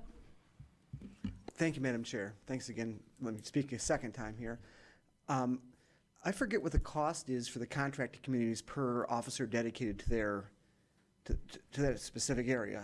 So like Macomb Township that I represent, what is the cost per officer that the township pays? We're paying wages and salaries. In the vehicle? and We're the paying a equipment? vehicle, they're getting a vehicle cost, and then they get an ancillary cost Yep. associated with each position, which would be my staff's time, HR time, Yep. any type of legal situations that arise. About what does that add up to per? I think for a deputy sheriff, 160,000. 160,000. Okay, I can tell you, this has got to be one of the biggest values there is in government right now. I mean, we get outstanding service in Macomb Township, and I think all the communities that are served by the Sheriff Department get amazing value for that money. So I greatly appreciate that. It makes me think, though, how do we accommodate the fact that the department has needs, we're getting a great value, and yet we see in these good economic years, these last couple good economic years, we're running budget deficits. We are dipping further and further into our funds. It's very much of a challenge. There are, did you say 6 deputies that are assigned to communities that are not paying any fee for those officers? Yep, 2 each shift. Two each shift. 2 general funded deputies that would cover the north end, and then again pick up with whatever details that the command Are officers we need. required by law to provide that service? Constitutionally, I have to have coverage up there to respond to emergency situations. So why wouldn't the other communities just decide not to pay anymore, and constitutionally by law, you're going to still cover it? They want police service. They want coverage. They want protection. But don't they get that in the north end for free, essentially? Well, not free, but for much, without dedicated revenues? They're, right, obviously, they're not paying for the 2 deputies, but I assign deputies up there so I can cover my mandates if issues are happening up there. So it ends up being 2 is what you're saying, not 6. There's 2 per shift. 2 per So shift. that's 6. So 2 deputies per shift. Okay, so cover if the they 4 were to townships. pay what Macomb Township or the other communities are paying, will we charge them for 6 essentially? We would charge We did this in 2012 with Ray, Richmond, Bruce, and Armada. They actually went out to a millage to increase and have dedicated police service up there, and those Okay. villages failed. So we tried to get some recoup. our Right, cost up right. there, So, but if they somehow agreed to pay, would that be 6 times 160 or 2 times 160? Well, it would be 246 times 160, and if they would all pool their money, you divide that by 4 townships. And we could cover the north end. Okay, so that's like a $1 million boost to the budget that I'm sure the department, look, we're trying to find some way Listen, of not continuing to go deeper and deeper into our And reserve funds. I will throw this out because I knew that there was going to be this revenue question. Yeah. As far as the 911 surcharge to revenue for the dispatch center, each one of you commissioners has the ability right now to impose a surcharge. So up to 42 cents to help offset. And again, I know that's not, I'm looking at, somebody asked me about revenue. I'm telling you when how to get when revenue. everybody's paying their fair share, that might be a good idea. But right now, we've got people who are not paying their fair share. They're essentially freeloading. We're going to go back to our constituents and say, you need to pay more, but these people are paying nothing. That's an interesting concept. That's all I have. Thank you very much, Sheriff. I appreciate thank it. Commissioner Douche? Thank you, Madam Chair. On the second round, I'll try to keep it short. Are there cameras planned for all the officers in the jail? Sheriffs and correction officers? I asked, I don't think that was brought forward to this commission. It didn't make it into the budget? No. Are there plans to do that? I will always look at ways to try and get these Fair men enough. and women outfitted. All right. Steve, last question. As far as the vehicles, I think we do go through the vehicles in the purchasing department. It might not be straight out of the sheriff's department, but if I'm not mistaken, it's out of some other department. If you can get back to us and let us know where that is, I'd appreciate it. Okay. Thank you, Madam Chair. Chair Smith? Thank you. Thanks, Sheriff, and all of you for showing up today. As Commissioner, Douche Commissioner Douche, I'm calling everybody the wrong name today. Commissioner Romano, not you, brought up that, this, the other one. This is kind of a difficult situation, and not really to fund your positions, because it's easier when the sheriff department comes to us and shows a need, right? Than it is for planning or IT or anything like that. And I just want to double up on what a few commissioners said. Realistically, we're deficit spending at this point, right? And we've talked about it. So I just want everybody else to understand when we sit here and ask all these questions, there's a reason for it, because if things keep going the way that they're going, and more emergencies come up, that pretty soon we don't have a general fund balance, right? So I just want to kind of explain to everybody else what we're doing and why we're asking all these questions. You brought up my point that I was going to bring up about the 911 surcharge, and we've talked about it several times, Right. and it's not. I understand what you're saying, Commissioner Drollet, but it's a tax. It's a service charge on your phone usage. It's not necessarily a tax for everybody in the county. I understand your point, though. So Right, we're paying I for will see. service for police officers in Macomb Township, but not paying You're, for you're that. paying for, no, that's only, I think it's only communications related, right? PSAPs, Dispatch. yeah, Public Safety Answering Point, dispatch centers. Dispatch center, Get them which on. at the end of the day, minus, the other reasons that you would be against it at this moment, it would allow money to come in to supplant money from the general fund that's funding a lot of that stuff. Right, and to- we're one of 13 counties in the state of Michigan that don't charge, That doesn't charge anything over the minimum. just I what the believe. state, yeah. Right. So And certainly the largest by far. we are the largest, yes, of the 13. So, we've had this discussion recently with both, the executive's office and, very recently. And, I know that they're behind looking into something like this, and we do have some flexibility, and we certainly wouldn't be out of the norm by doing something like that. We've had I guess, a good reputation in our county for many, many years of being having a very low tax rate and not, we don't have an operating millage for the jail right now. And I know a lot of communities do that. We don't have a senior millage, and a lot of communities do that. We don't do a lot of things that other communities do, and it's worked out well for a long time, but we're starting to see that there needs to be something done. And I agree, there needs to be savings, not just from you, but from all departments. And listen, we want this, but we think we can squeak some savings in here. So I'm not saying that we just, that there's no other way but to add income and revenue, but that is one of the ways that I think that we're gonna all have to sit down and take a look at. And this 911 surcharge seems to be a very interesting option to look at. Back to the police academy, let me ask you a couple questions about that. Part of the problem always has been when you put someone through the police academy or the fire academy as a city, when they get done and they work for you for 6 months, then they find a better job somewhere, or at least in their head a better job, they can take off and go somewhere else. Now, I remember back in the old days, Detroit used to have a contract, and I don't know if all that was found to be legal or illegal. Is there something that you guys do to try to prevent something like that from happening?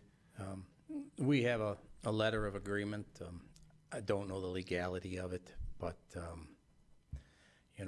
we ask our employees that are going to the academy to sign it. What's the duration that they would have to work for you technically if 4 years. Okay. When we talk about the old system, it usually took people to get promoted. For myself, I spent 4 years inside the jail before I went to the police academy. And usually by 3, 4, 5 years, you're vested in the organization. Why would you want to go anywhere else? Right. This is a concern to me, but I think the people that we hire respect the organization. I want to be part of the organization.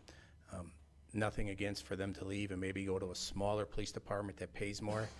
Their operational opportunities of what they're going to do for their career are limited, where we have so many different units and promotional opportunities. So we haven't seen somebody go through the academy and bail on us yet. Okay, great. So next, you have, Commissioner Leonetti asked about your number of vacancies, and you say you had 8 vacancies right now. So let's start with that, and then I want to go a little farther. Does that 8 vacancies, so you're asking for 13 new road, so these 8 vacancies all in patrol?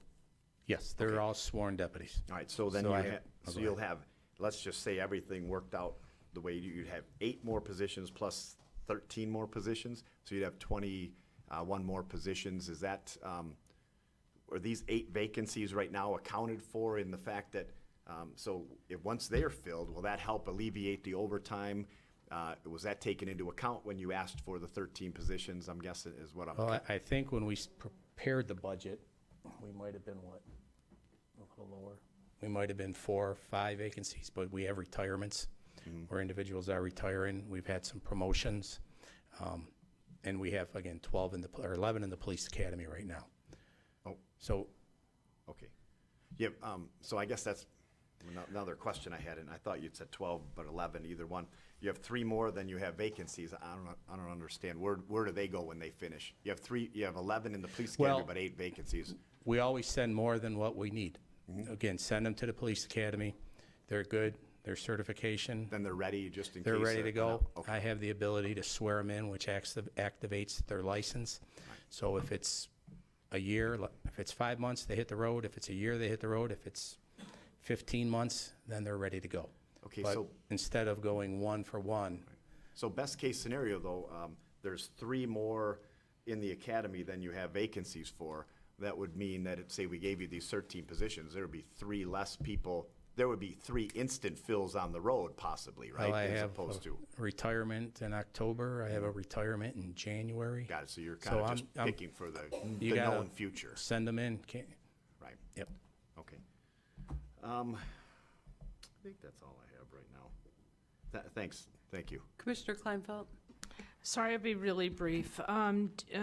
Did you say you have not had anybody that you send through the academy leave before the 4 years? Yes. Okay, Yes. thank you. And with regard to the townships, I get that they did a millage and it failed. They don't have an incentive to pass it because they're saying somebody else is paying the bill. What if you sent them a bill? See, if I went into a car dealership and said, I want a car, but I'm not going to pay you for it, they wouldn't say, oh, okay, here's your car. I know you have a constitutional obligation, but you have the same constitutional obligation to the ones that are paying, correct? Correct. So what if you send them a bill? You want me to send them a bill for their Well, services? I mean, if you notified them that we have to hire more people and you're going to have to start charging them the way you charge everybody else, we will be sending you a bill. Yeah. Please prepare for that in the future. I'm not going to do that, Commissioner. That's just not right. I Well, have a but the others are constitutional. paying, we have the same thing So- going on with animal control right now. We have So- some communities paying and others getting it for free. There's an equity issue there. So while you're worried about treating them fairly, you're inadvertently treating the others differently. So when I take 4 vans and 8 deputies to the city of Warren for 2 or 3 days, there's more deputies in the city of Warren than up in the north end. Yes. Do I That- charge them more because I'm taking those prisoners down there? I won't do it. Okay, but, yes, but Warren also pays for an entire police force. You're not down there patrolling the way you would be. Correct. So they are covering a cost in another. Yep. Okay, thank you. Now, if this board wants to enact that, then that would be your right. We'll send them bills and see if they pay. But it's not coming from the sheriff.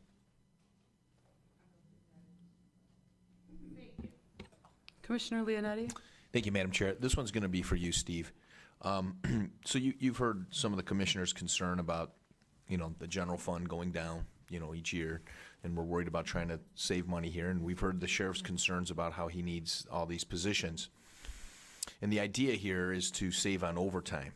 I guess the question I have for you, Steve, and I don't know if you're going to be able to do it, or if you even did it. There's a mathematical number between what we're going to get in savings on overtimes versus the amount of deputies that we hire. There's an optimal number there. It may not be the number he's asking for, may be less than the number he's asking for. Have you looked into that at all? I mean, I think you said a number was $4,500 is what we're saving on overtime. $4,500 per person by hiring a body versus filling a position on overtime with the current benefit structure. Any way you can send me that data, like of some sort, how you came up with that? I just want to see the In math. terms of the 4,500? Yeah. Sure. If you could do that, that's what it comes down to. I mean, I understand his request. I understand the commissioner's Right. always trying to do what we can to save money. Right. There's got to be a mathematical number. It could be the number he's proposing. I don't know, where there's that optimal savings between overtime and fulfilling as many positions as we can get. I can get you the number. That's not a problem. I'm just, my wheels are spinning here about providing some additional information. We know that we budget for 7 court cars a day. We're running anywhere between 9 and 10 on average. So if you're running 3 or 4 more court cars a day, that's 8 officers, 5 days a week. 1.2 officers roughly on a 5-day schedule if you're for vacations and off time, maybe 1.3. We know we've got 2 to 8, anywhere between 2 to 8. Today it's 6 in the hospital, 24 hours a day. It doesn't take very long to get to 13 in my mind, in the scenario we're in today, there's really not an optimal number. It's probably more than 13. Okay. By the time you factor in leave time, so somewhere between each officer is off the complement for somewhere between 3 to 350 hours a year between vacation, sick time, training. so on and so There's no forth. question, there's a lot of variables. There's a lot of variables, I get that. And, maybe we're being too exact in it, but, that's what Right. that's what we do in business, right? I mean, in Right. business, we're looking at those Excel spreadsheets because Right. it's my bottom profit line, you know what I mean? And trying to see what we can do here, the same thing in the government.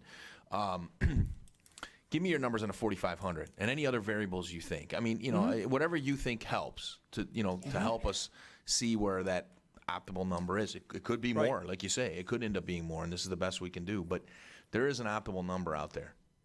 I'm pretty sure of it. I don't know what it is. Yeah, You know. like I said, I think in today's scenario, they need all 13 because it's pretty easy to get to, just because of court transport, we've got folks in the courthouse that also take vacation time and have sick days, even though they're only 5-day-a-week positions. They need to be replaced on overtime, so they have, You're their most senior you know, employees, so. which will have more benefit time to utilize. Okay. So there's some scenarios there. I can assure you that the 13 is probably not enough. Okay. If you But got I'll the time, give you I know the- you're I can busy. I provide know the it's numbers. budget season and it's like Right. accounting season for you, but Right. whatever you can do. Yeah. All right. Thanks. Appreciate it. Thank you, Madam Chair. Thank you. So I just want to throw a little more clarity, which I'm kind of getting today on that.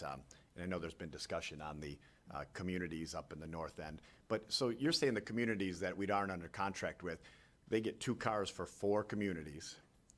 But when you need to pull someone out, that's obvious. Those are the communities you pull someone out of to take them off the road and send them down, right? Ask any of the command And- officers No, here. that's fine. I Yes. just want to Yep. understand like that Yep. that's the price that they pay, Right. one of the prices So that when they you pay. have a And they armed don't have- robber from East Point. Right, they don't have That a- goes to circuit court. Yeah. And I get doesn't it. So show they're up. the ones that lose service out of it because they're Right. not paying, they don't have They're dedicated general service. funded, yep. And lastly, I would imagine that, let's just say the communities that used to do it that way, but then contracted for, you probably contracted for more than just 2 deputies in 4 communities, right? And they probably would probably want a little more coverage out there full-time. Right, and then what happens when those cars aren't there? If the state's there, they're gonna help out. they cover But it. then we're gonna take the Lennox car, we're gonna take the New Haven car, we're gonna take a Washington Township contract car to go on up and handle an emergency. So while I think that, we should be like smart in the long run and have no opt-out communities for it, I understand though that they do pay a price. I mean, by not having full-time dedicated officers in those 4 communities, and there's a very good chance that there might be one or both cars out of those communities doing some other things, and they just have to wait until someone can get there, right? I mean, I just want to Exactly. make sure that, I never really quite understood the whole, I guess, logistics of it. So, that's it. Thank you. Oh, you're welcome. Commissioner Sauger? Yeah, thanks, Madam Chairman. Sheriff, you weren't the sheriff at this time, but there was something I brought up many years ago. Don Brown would remember it. We were looking at a company in Lansing who would take a sheriff's car and put a new motor in it, new seats in it, new tires, and the whole shot. It was under 10 grand, completely cheaper than buying a new car. But over a period of time, we tried that for a couple of years, as a way of trying to save the county some money. You remember that? Sheehan Chevrolet. Huh? Yeah, you Sheehan remember? Chevrolet out of Lansing. You see it off of 96. Right, we They don't tried do it. it anymore because it's garbage. Yeah, we tried it anyway, so there was an attempt to save Yeah. some money for the county. Yes. Thank you. Seeing no other speakers, is there a motion to receive and file? If I could have the podium just for a second. So I'm going to backtrack and back to Commissioner Carvalho's question about overtime and the math not adding up apparently. And this might fill the disconnect a little bit. So I believe what may be causing some of the confusion is that historically, the overtime budget that was in the budget was not enough to cover the overtime that was being worked. So before we started the whole exercise of how many folks do we add and how much does that reduce overtime by, we had to build more overtime into the budget to begin with. So we were budgeting at 3.6 million. We're running 4.4, 4.5. So we had to build more overtime in to begin with and then reduce it by the value of the overtime. So I'm sorry, but did that help? Does that make more sense? Yeah. So we build it, you know, you build an 800 or 900,000 to begin with, and then you're reducing it by 1.2 or 1.3. Whatever he said. All right, we had a motion, right? Is there a motion? Moved by Douche, supported by Carabelli. Please vote. You got your grant. What's that? Don't go anywhere, because they might want to talk about your grant.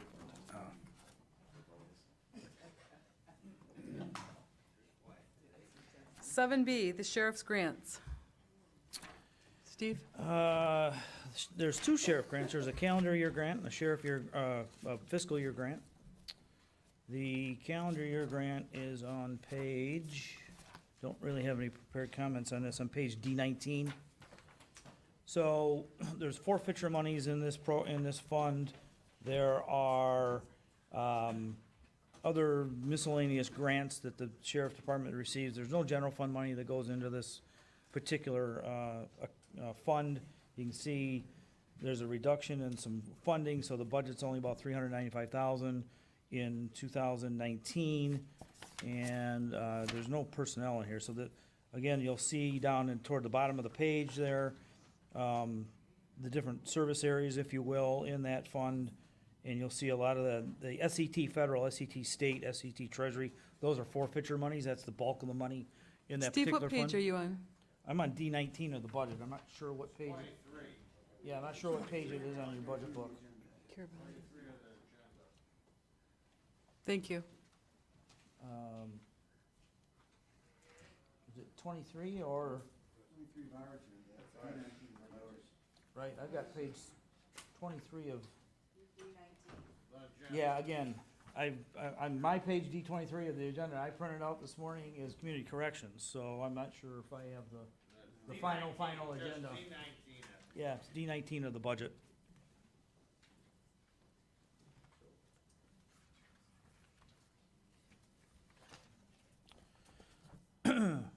That, nothing on that. So the other fund is on page D43. This is the fund that has a fiscal year end of September. This is the fund that has 8 folks in it. It's got the MATS program, which is the auto theft program, and the secondary road patrol. So there's 4 folks in each of those.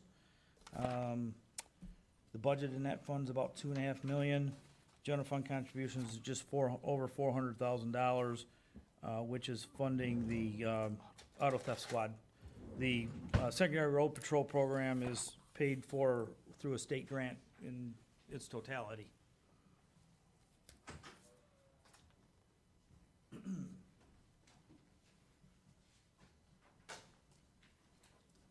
Commissioner Douche? Thank you, Madam Chair. Are you still running, Matt's was for the auto theft? Yes. Are we still running a drug program Yes. countywide? Is that in here? No, Comet is actually being, it's still being run. We're not participating. The only agencies that are participating is the state police and Chesterfield. And Chesterfield's committed because they're being funded by Comet. Most of your communities are running their own drug task force. Oh, is that how it's working? Yeah. Okay. Yeah, Comet used to be the narcotics surveillance team that each of the communities would add personnel to work cases throughout Macomb County. Right. I could just say most of the leadership, all the chiefs in the current communities worked at Comet at one point, honed their skill set, and set up their own narcotics task force in their community. So the multi-jurisdictional has kind of gone by the wayside, and they're all doing their own thing. All right. Thank you, Sheriff. You're welcome. Thank you, Madam Chair. Are there any other questions? Is there a motion to receive and file? Moved by Drollet, supported by Lucido. Please vote. Thank you, Sheriff.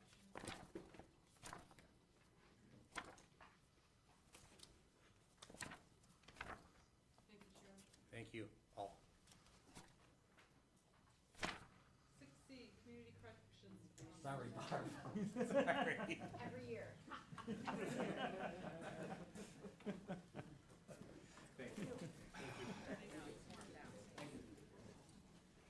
that? That's too much. You just want to go run down. Yeah, you just go ahead if you want. Yeah, okay. All right. We should have carpooled. I could have picked you up. That's okay. We consider ourselves very close partners with the Sheriff's Department, so it's interesting to sit in on. Good afternoon. Hopefully, we'll have a lot less to talk about on the community corrections budget.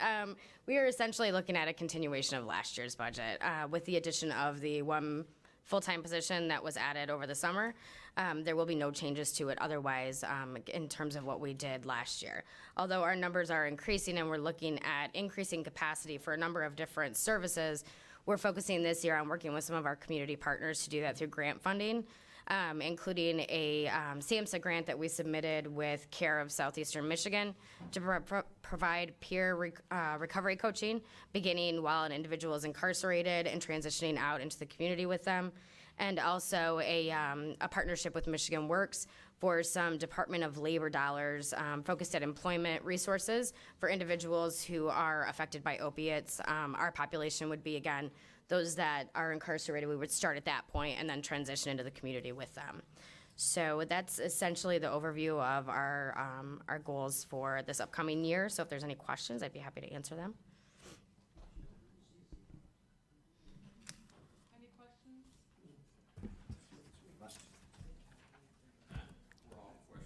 I was gonna say, it's in my favor to have the sheriff go before me.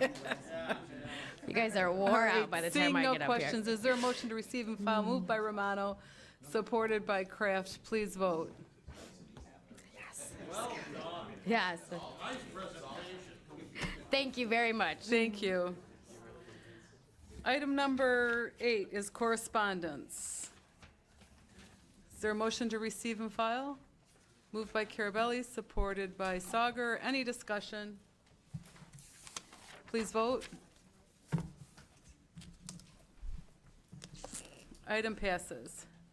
Item number 9, new business. Is there any new business for the commission? Chair Smith. Thank you. Two things. One, I just kind of brought up that we did have a discussion with the executive today, and I encourage anybody else that has a talk with him to talk about that 911 service charge or surcharge, to understand it a little better and to get their view on it. They seem to be behind it. We've discussed many times that we need some additional sources of revenue, and that's one of them. There are some other options that we might have, but I think we need to all discuss and figure out where we're going, and that's kind of what we're trying to do here with Jen and Steve, and she's working regularly with the Steves to keep everybody abreast of what's going on, what we're looking at, making sure that the numbers that she's pulling out are the numbers, everything is jiving with what's going on here. So we're doing our best to keep everybody in the loop on what we're doing on all of this stuff here. That and so the ethics policy I'm going to go over just really quick. We all know we've been working on it. We had communication from the ethics board. We got a lot of their input put into a 14-page document that we were waiting for some input from the executive's office on in the last month or so. And then yesterday John Shapka came out with a 25-page short version of our 14-page document. So I think we were kind of working on different planes on this thing, and we're going to get together. I talked with the executive's office today during our meeting. Frank Krisha actually thinks that he can take this and bring it down a little tighter than the 14 pages that we have, all while incorporating everybody's concerns. So that will be coming up, but I try not to jam ethics ordinance along with budget at the same time. So as soon as this budget is taken care of, we should be able to roll into ethics, and hopefully it'll be a lot quicker process than we've had in the past with different ethics policies. Yes, I guess if I get I any know that questions. some of the commissioners were given those. I was just wondering if we could have them emailed so that we could also look over them ahead of time. Yes. Not that we're I acting on them will- anytime soon. No, I will get you what we have from both. Okay, From thank you. both for everybody on different ethics ordinances. They should correlate a little bit because they were supposedly have taken everybody's, including the ethics board's recommendations in. And then we'll work on. Some of them, I think some of the commissioners got them yesterday. That's fine. Yep, it was emailed to me, so I had a copy. I'll have Patty email it to all of you. Both versions so that we can take a look at it, because we all need some sleep aid.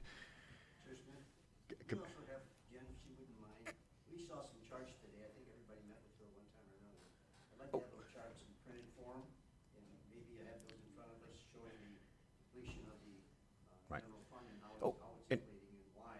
Yes. And I'd like to have that also in hard copy. She showed it to us on the Yep. graph on TV, but, on the TV screen, but I'd like to have that in Yep. front of us so that we can, gives us a little more argumentative side of why we're causing so many budgets problems with some of these departments, and let them see that Yeah. this is why we're having the problems and this is where our money was going. Great. And Joe, I'd be happy to do that. And honest, we just set up a meeting too for Jen to give this budget presentation with those slides to Steve next week, early next week.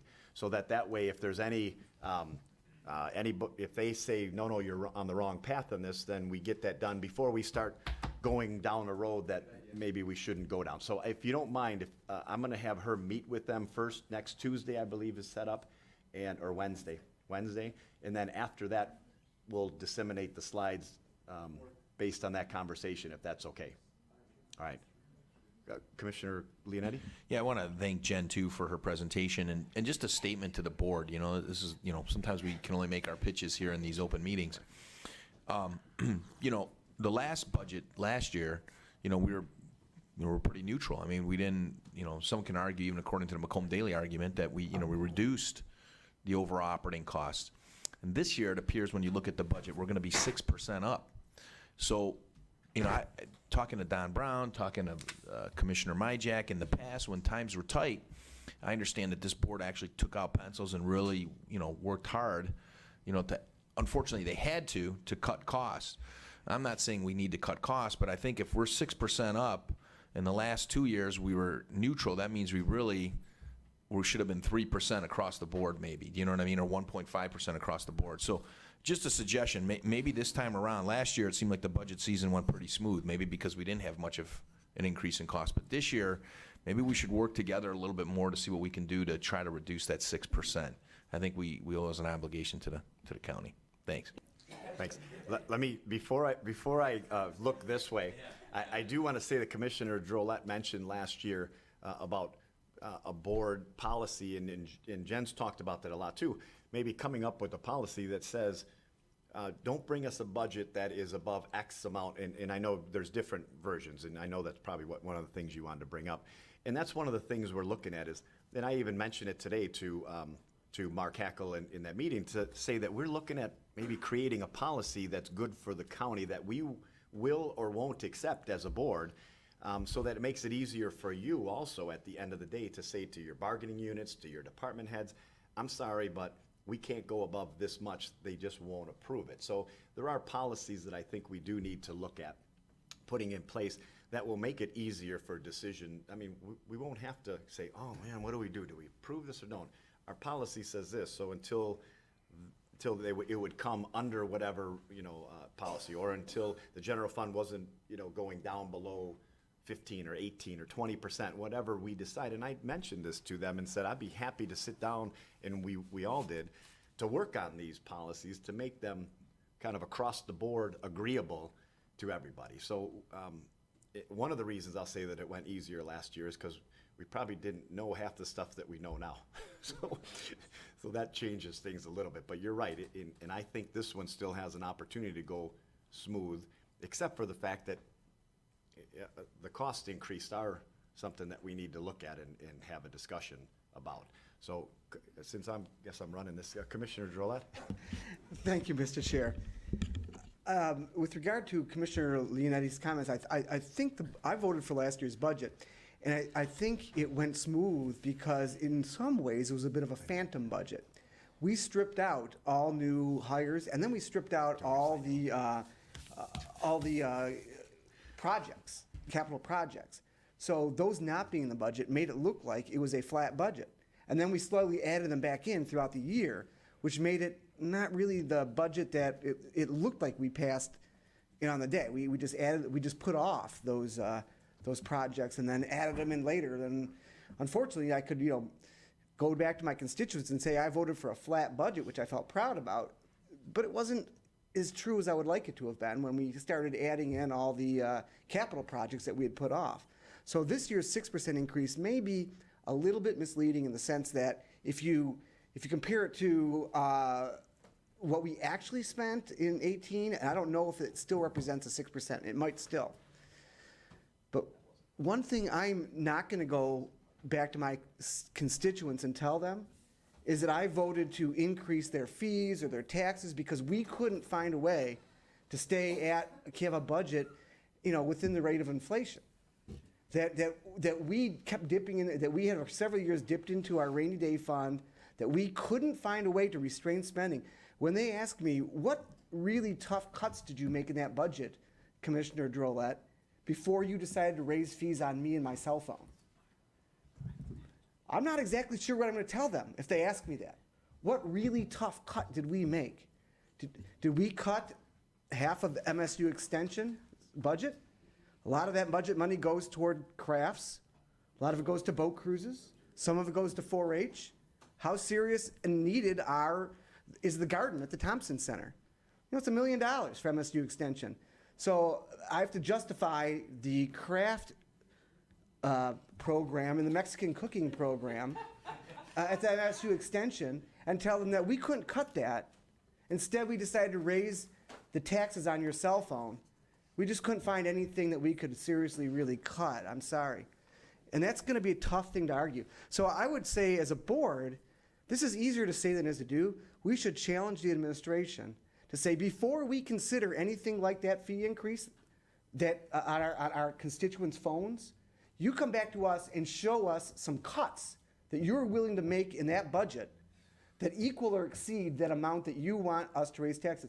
And maybe then we will look at imposing a fee on our constituents, but I'm not going to impose a fee on them, at least personally, unless I can tell them I cut more than that in serious cuts from the proposed budget. If I can't tell them that, I'm embarrassed. Thank you, Mr. Chair. So no, listen, so let me, since I guess I was taking questions based on what I'm talking about still, I will say two things. A, I don't think that you're off base on this, but B, everybody wants to get out of here, but this is the only time we get to have these type of conversations that kind of get a feel for what everybody feels here. We're in an open meeting right now. We can't do this with any more than 6 commissioners otherwise. So although I appreciate it's 5 o'clock, I think that this might be the most important part of our meeting today. So that being said, I agree with you that we do need to start looking at some cuts, because in the good times we're not able to save money.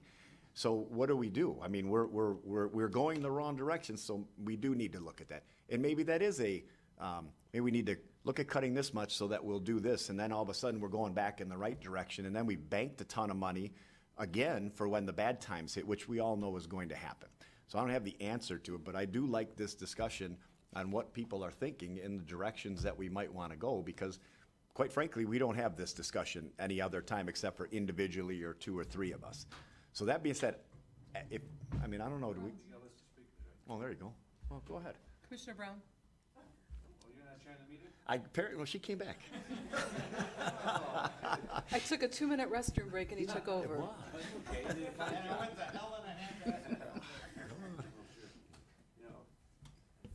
Thank you.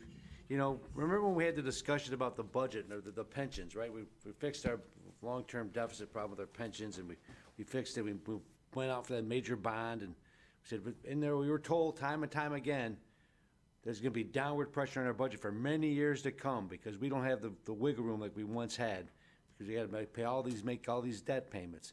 And then there was projected that general fund, or that our reserve funds would be going down and down and down to a low level that we've never seen before in this county's history, and then it would taper back up. But and they said, but this board and maybe people prior, they all heard those presentations. But what's disappointing is that the finance department apparently has forgotten those same things that they were lecturing us about. They're just trying to tell us trying to give us the impression, you better not be going back and adding all these personnel and backfilling all these positions you guys cut. We cut about 30% of our expenses here during the Depression, and it was tough times around here. And so we were nice and lean, and they brought this proposal to make sure we're taking care of our long-term retiree needs for long haul, and just don't go below the budget. What's happening now? After 2 good years of flat budgets, they're now, they're blowing it. They're going over 6% is too much. We need to reduce that amount greatly. And it's on us. It's on us, my friends, and we can do it. We certainly can do it. We certainly don't need to be raising any fees on anybody until we do that, go through that exercise. We knew that system, we knew that tax was available to us in 2008, 9, and 10 when we were in a depression. But this board didn't do it. We did the tough thing and went through and made the tough cuts, and a lot of people suffered. But you know what? The county survived. People have to wait a little bit longer for government services. They have to wait a little bit longer. But they got the services, and we maintain our essential services, law enforcement, protection, and others. So I'm with those commissioners that advocate, let's not be talking about any need for additional revenue. Let's work about reducing our expenses. And let's not be backfilling all the work that we worked so hard in the last 10 years to get our budget lean. Let's keep it that way. There's a reason people are coming to Macomb County, because we have a low tax rate. We're efficient government. We offer quality services. Let's not blow that, commissioners. And we're not. No one's talking about doing that. But, you know, that's just, that's my 2 cents of it. Thank you, Mr. Chairman. And you're right. I agree. This is a good forum to talk about these things. Thank you. Commissioner Carvelli? Thank you, Madam Chair. You know, I'll agree with Commissioner Drollet, Brown, Smith, but we also got to put something in perspective. $8 million for the 800 megahertz radio, $4 million for the communication light or whatever the heck that thing is. Right. So we're talking, was it $5 million or $4 million? 5. Anyway, so $13-14 million out of the general fund. And the point is that tax is not used for hiring, the tax is not, it's for that communication that we're draining ourselves out of the general fund of 14 million, $13-14 million. Bear with me. You can call it a shell game or whatever you want. Other counties are all doing this. And the point is that, yes, I don't think we should stay flat and not go over. Just keep it at 2%. Whatever the number comes up, we all agree upon. But the reality is we're kind of hurting ourselves a little bit by spending, and that's just one little example that came up in the last month, those 2 items. How many more communication? Body cams. Oh, communication. How many millions was that? Well, I mean, just a system that would have been covered by that, and we wouldn't have been taking the 20-30 million out of the general fund. I agree we would have had more money. No, but the point is, Taxed more. that's not the point I'm making. The point is that other communities are managing, and by using those funds for what they're allocated to be used for, and we just keep saying, no, let's keep cutting, let's not hire, well, the reality is, do a service and do it to the best you can do it, or don't do the service. And if the funds are there to pay for that service that they're wanting, well, then you do the right thing. That's just my 2 cents. Thank you. Chair Smith? Okay, so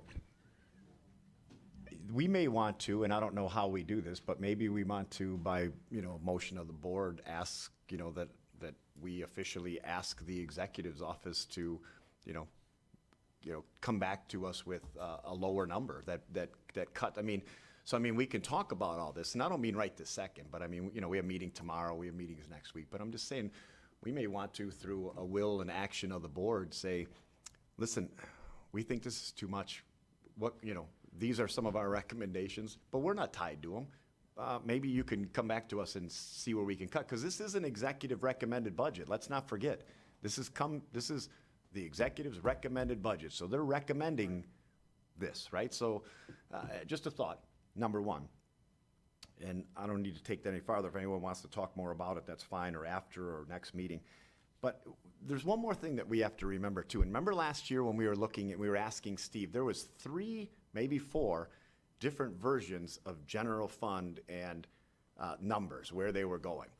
And the audit firm that we hire, Plant Moran's numbers were lower than our finance department's numbers. And although I think all of us know we probably should be using our audit numbers, somehow or another we talked to finance and they said, no, well, they're extra this or that. I don't remember the exact reason, but basically we kind of got don't look at those. These are the real numbers. And so I've been talking with Jen about this, and we have it again this year, that there's different numbers on, which don't really make sense. I don't know why there's so many different numbers, but we have to start thinking, do we hire an audit company so that we don't listen to them? Or do we hire an audit company to actually listen to their numbers and say, based on what they're telling us, this is where our numbers will be in the next 5 years? Or do we listen to the finance numbers with explanation on why they're higher than that? So, I mean, I'm throwing things out that some of your commissioners, are new, maybe don't remember, that as much because this has happened several years in a row. But we do have to think about, we're in a position where if everything goes to hell, it's all coming back here on budget. And they're gonna say, well, your audit company, your audit firm said these numbers were unsustainable, or they're going down to zero. Why didn't you do something about it? So we have to kind of look at those numbers and kind of, I'd say, smooth those in with Steve somehow and talk to him about it, but tell him that I think we should be looking at the audit numbers on that. If everybody thinks different, that's fine, but we have to think about that, the fact that there are different numbers being thrown at us even for those, bottom line issues. So that being said, I don't have anything else. Anybody else? I know you want to go ahead, but I'm not going to say you can talk. Go ahead. Commissioner Drollet? Thank you, Madam and Mr. Chair. Thank you, Chair. I'm glad that we're taking this opportunity to have this discussion. I know a lot of people want to go, and I don't blame them. But is it, quote unquote, too late for us to go back to the executives and say, thanks for proposing your recommended budget? We would like to see you cut 2% or 3% out of this budget and bring back your recommended adjustments if we, what do you mean we won't get it? Well, he could give an argument, but he's.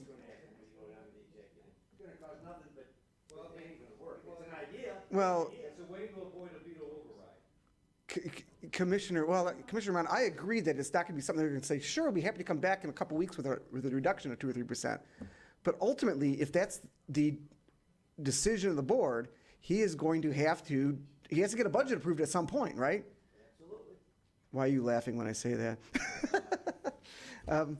So ultimately, he's got to get a budget approved. I don't know if it's within our political will or if it's within the logistical framework to say our budget recommendation. We recommend that you cut this budget. Find a way to cut this budget 2%, and then bring it back with those recommended cuts and ask for our approval. Is that something that we have the capacity and the will to do? Also do it as just a general consensus that's what we would ask for, something, instead of taking a formal action on it and just, here, yeah. So, two things we have to remember. Even though this budget came to us as a recommended budget, I don't know for a fact, but I would bet that maybe the executive office isn't completely comfortable with it, and they might have said, you know what, let the commissioners do the cuts out of it. It makes it easier. Or maybe they are on board with everyone, but it doesn't hurt us, I don't think, to ask them. At least it's not us saying, we don't like this, or we don't like that, or we don't like that. We can at least ask, is there anything you can give us? Because I don't think that the will is going the way of passing this budget at 6%. Can you knock it to 4 somehow? That's just, I don't hear anybody else talking different, and I would certainly will bring that conversation up at least at this point and let them know what we're talking about. Point of information, it goes down to which general fund, though. What number are you talking without knowing the real number where you're at and you're starting, you hear me out, without knowing which number we're gonna go with, then say, what percent is it increase and what percent are we saying this is the number? I agree. Our homework has to be done, because I don't really understand. He says it's a balanced budget until you say, well, wait a minute. He admits it's not when you. So what number are we talking about? Wait, as to what they were talking about, I wanted to respond. So, You have to talk to her. I do think Joe's right about what the response is gonna be because of how late it is. I don't mind you doing it, but one of the things we were talking about today was putting a framework in place before next year's budget so that they know before they ever give us a budget, we won't accept a budget outside of these parameters. So our discussions haven't been so much focused on this year's budget as it has been putting that framework ahead, because if we do it now, he might say, no, I've given you my budget. My budget stands. End of story. And he might not. You can contact him. But if he gets upset, the whole idea for me was to fix it in the future in a way that they know it's what we are looking at, and we know what they're looking at, and it doesn't, you know. And on the history of the positions, the first year he said no to everybody, and then the board, they started coming directly to the board, and the board started sprinkling those positions back in. So the second year he said, well, you know what, if the board's gonna do that, I'm gonna say yes to everybody's positions. And he said yes to everybody's positions, and it was like, well, that's not what we wanted either. So he's finally gotten to the point where he's only putting forward the ones he thinks that they really need, but he's also hoping that we don't respond by going overboard on his one way or another. Now, this is an unusually large budget, so we may have to do something, but I don't want him to go back to saying yes to everybody or saying no to everybody, so I'm not sure what the equal ground is. Thank you. Commissioner Drollet? Can I answer her question, though, or just?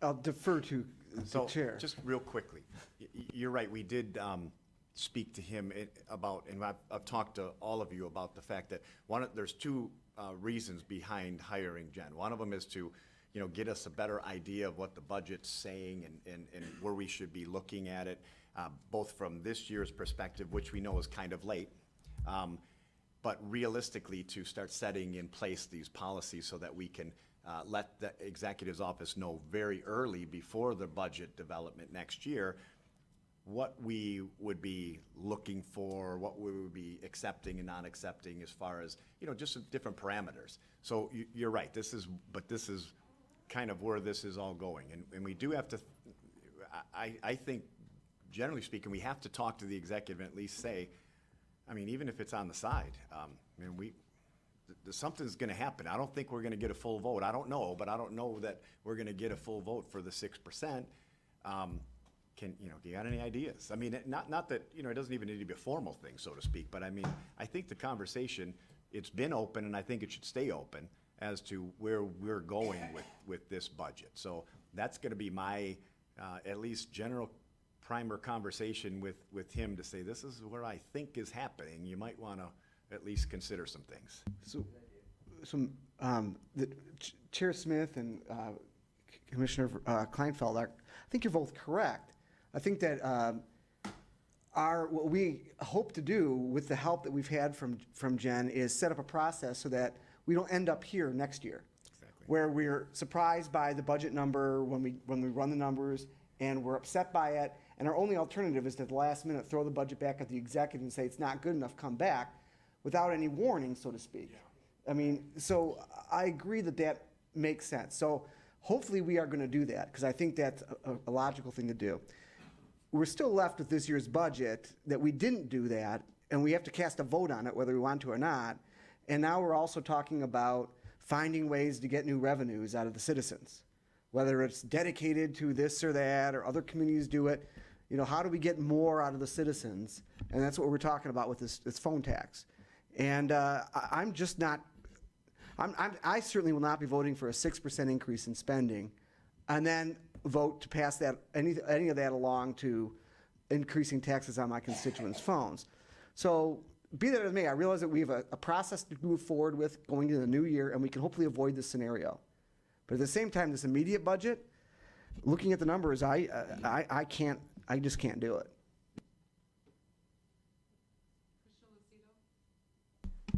Obviously, there's a lot of discussion that has to be made about the 911 phone tax thing, but from what I understand, it's 43 cents a phone, so a month. So 43 cents. 43 cents. So I can only speak for myself and nobody else, but for me, 43 cents I would be happy to help with communication with the sheriff's department. If that is what it is dedicated to.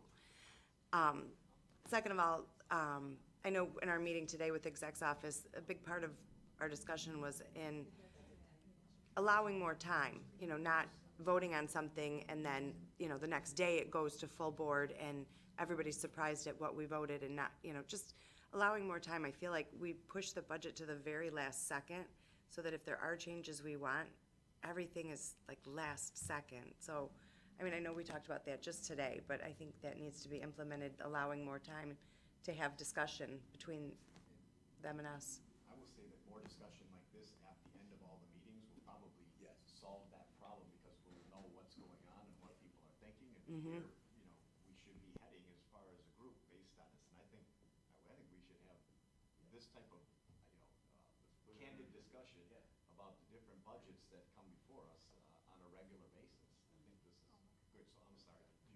I'm sorry about that. Go ahead. Okay, I keep taking Commissioner over. Brown? Thank you.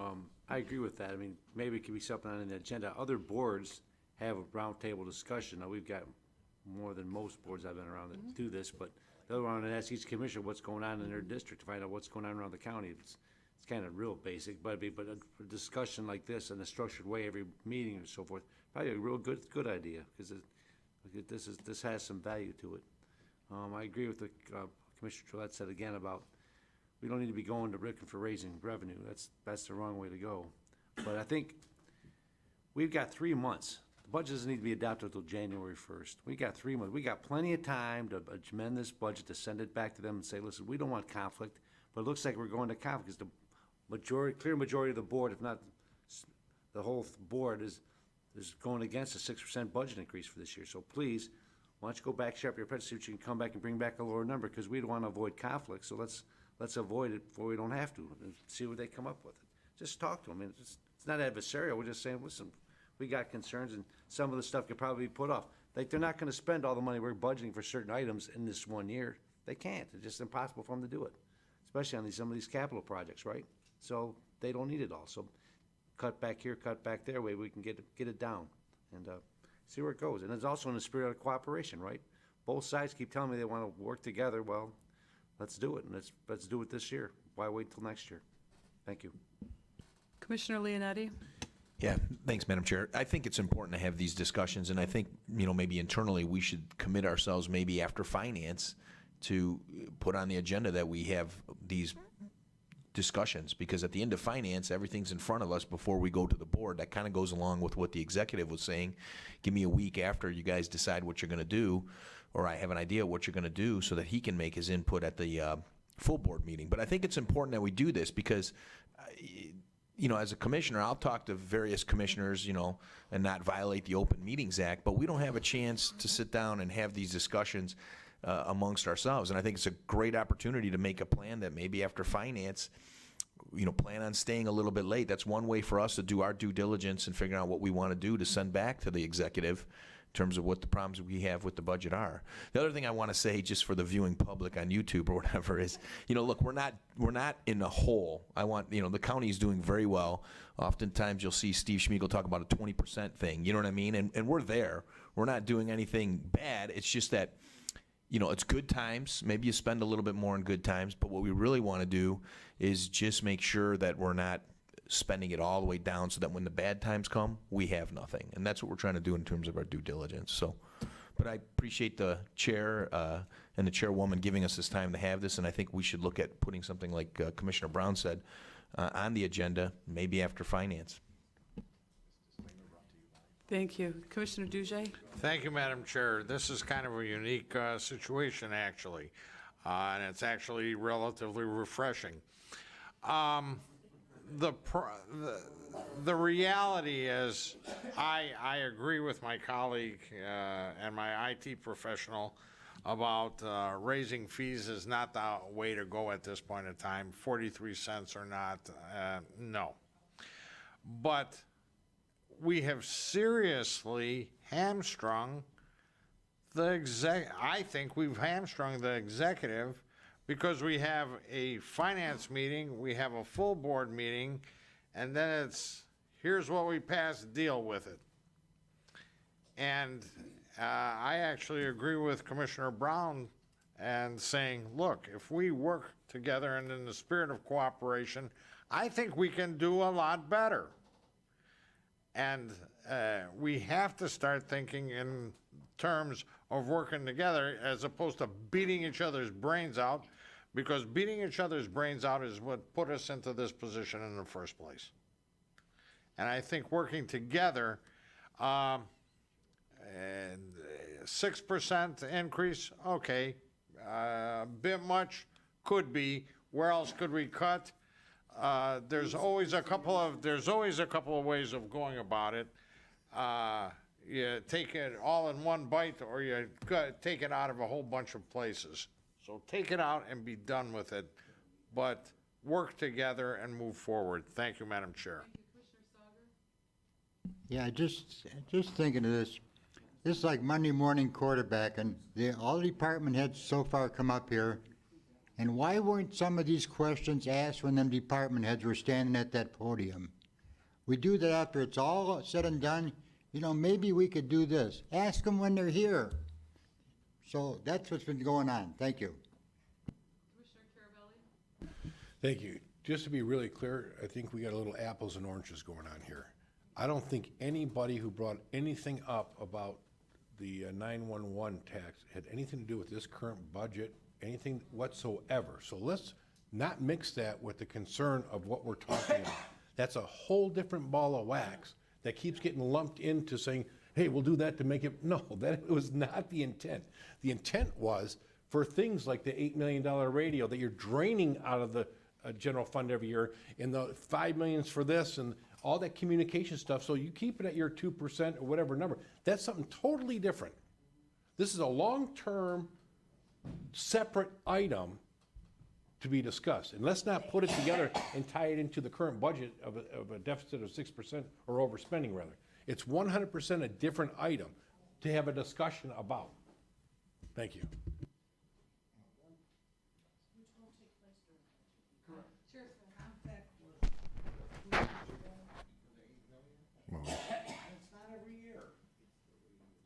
Okay.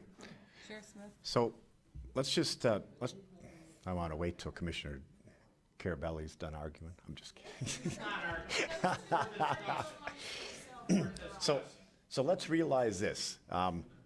Commissioner Duje, and part of this is to what you brought up. You're right. I think that we should always be working in the spirit of cooperation, as long as cooperation goes both ways, and as long as we realize that as a legislative body, we are not always going to get along and agree with the executive body. So, I mean, we'll all try to do the right thing, and we'll try to get everybody to meet in the middle on the right issues. But at the end of the day, we have our job and they have their job. And it is not always, gonna work out perfectly, arm in arm. But I guess the point is that you do that, you do your job, you leave that, and you say, okay, let's move on and keep our general direction of getting along, even though we agree to disagree on certain things. So I will have a talk with them about this conversation. They could also listen to it on YouTube, live, which is a nice thing. And I'm going to bring up that we've had this discussion, and like Commissioner Brown or Commissioner Duje might have said, it's not too late to say, listen, guys, you might need. I think the will of this board is that they're going to trim something, or you guys are going to trim something. So we're giving you the option to maybe be the one that picks this at this point. And that's what it seems like I'm generally getting. I don't think it's too late to look at those type of reductions, because we do it at the last minute anyway, and we would have to if that came up. I mean, we've done it before. As opposed, as the point of the finance meeting being right before the full board meeting, we've always done that. The problem that they're talking about is that when we have changes at the finance meeting, on the last day of the appropriations ordinance, and then the next day it gets approved, I understand that that's a problem, right? I mean, because, they might find things in there that we didn't even know, realize were in there. So that's understandable. We had that discussion today, and we're going to do our best to rectify that. We can't stop any commissioner from making an amendment or trying to make an amendment at the last second. Sometimes that just happens. But we are committed to working with them to at least show them what we're looking at doing when we know what we're planning on doing, and going from there. So I appreciate this conversation, and whether we have to put it on an agenda or not, it seems like it works fine on new business when it's needed, right? In this, 25, 30 minutes of it apparently, I think, was probably needed, and everybody needed to just voice an opinion on where they're at on this. So I think this was great. And we can start this on any given meeting we want to. Anybody that has discussion, this is, I think, an ideal place to bring up your concerns or anything that we want to talk about here, and not try to rush through it every time. Yes. They don't go till 6. They're good. You're good. Let's start rushing. Yeah. All right, but we're good. I'm good. I don't All right, we'll close see new no more business. speakers. Public participation. I've waited patiently. I'm sorry, I thought you were just interested. Oh, no. No. Some of you know me. My name is David Willis, 8155 Virginia Park Street, Centerline, Michigan.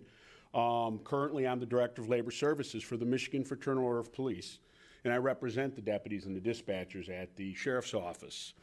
I wasn't going to say anything, but some comment was made.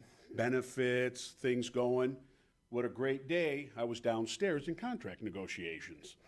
Just so you know, some of the stuff around us that we're looking at just in some wages, I just want to throw a couple out there. A Sterling patrol officer maxes out at about $83,000 this next year. A Clinton Township officer, $75,500. An Oakland County deputy is going to be at $73,500. A Kent County deputy will be at $74,600. Ottawa County, $68,000. St. Clair County in 18 is $65,500, but they have a wage reopener. Livingston County will be at $64,893. Macomb County, with this year's 1% offer, is at $63,100. And then we move to Washtenaw, which will get the 2% in 19, which will put them at $63,000. Then we go down to Monroe, which will be $61,500. And then one of the other comparables would be Wayne County, and I don't believe we're anywhere near comparable to the problems they have at Wayne County.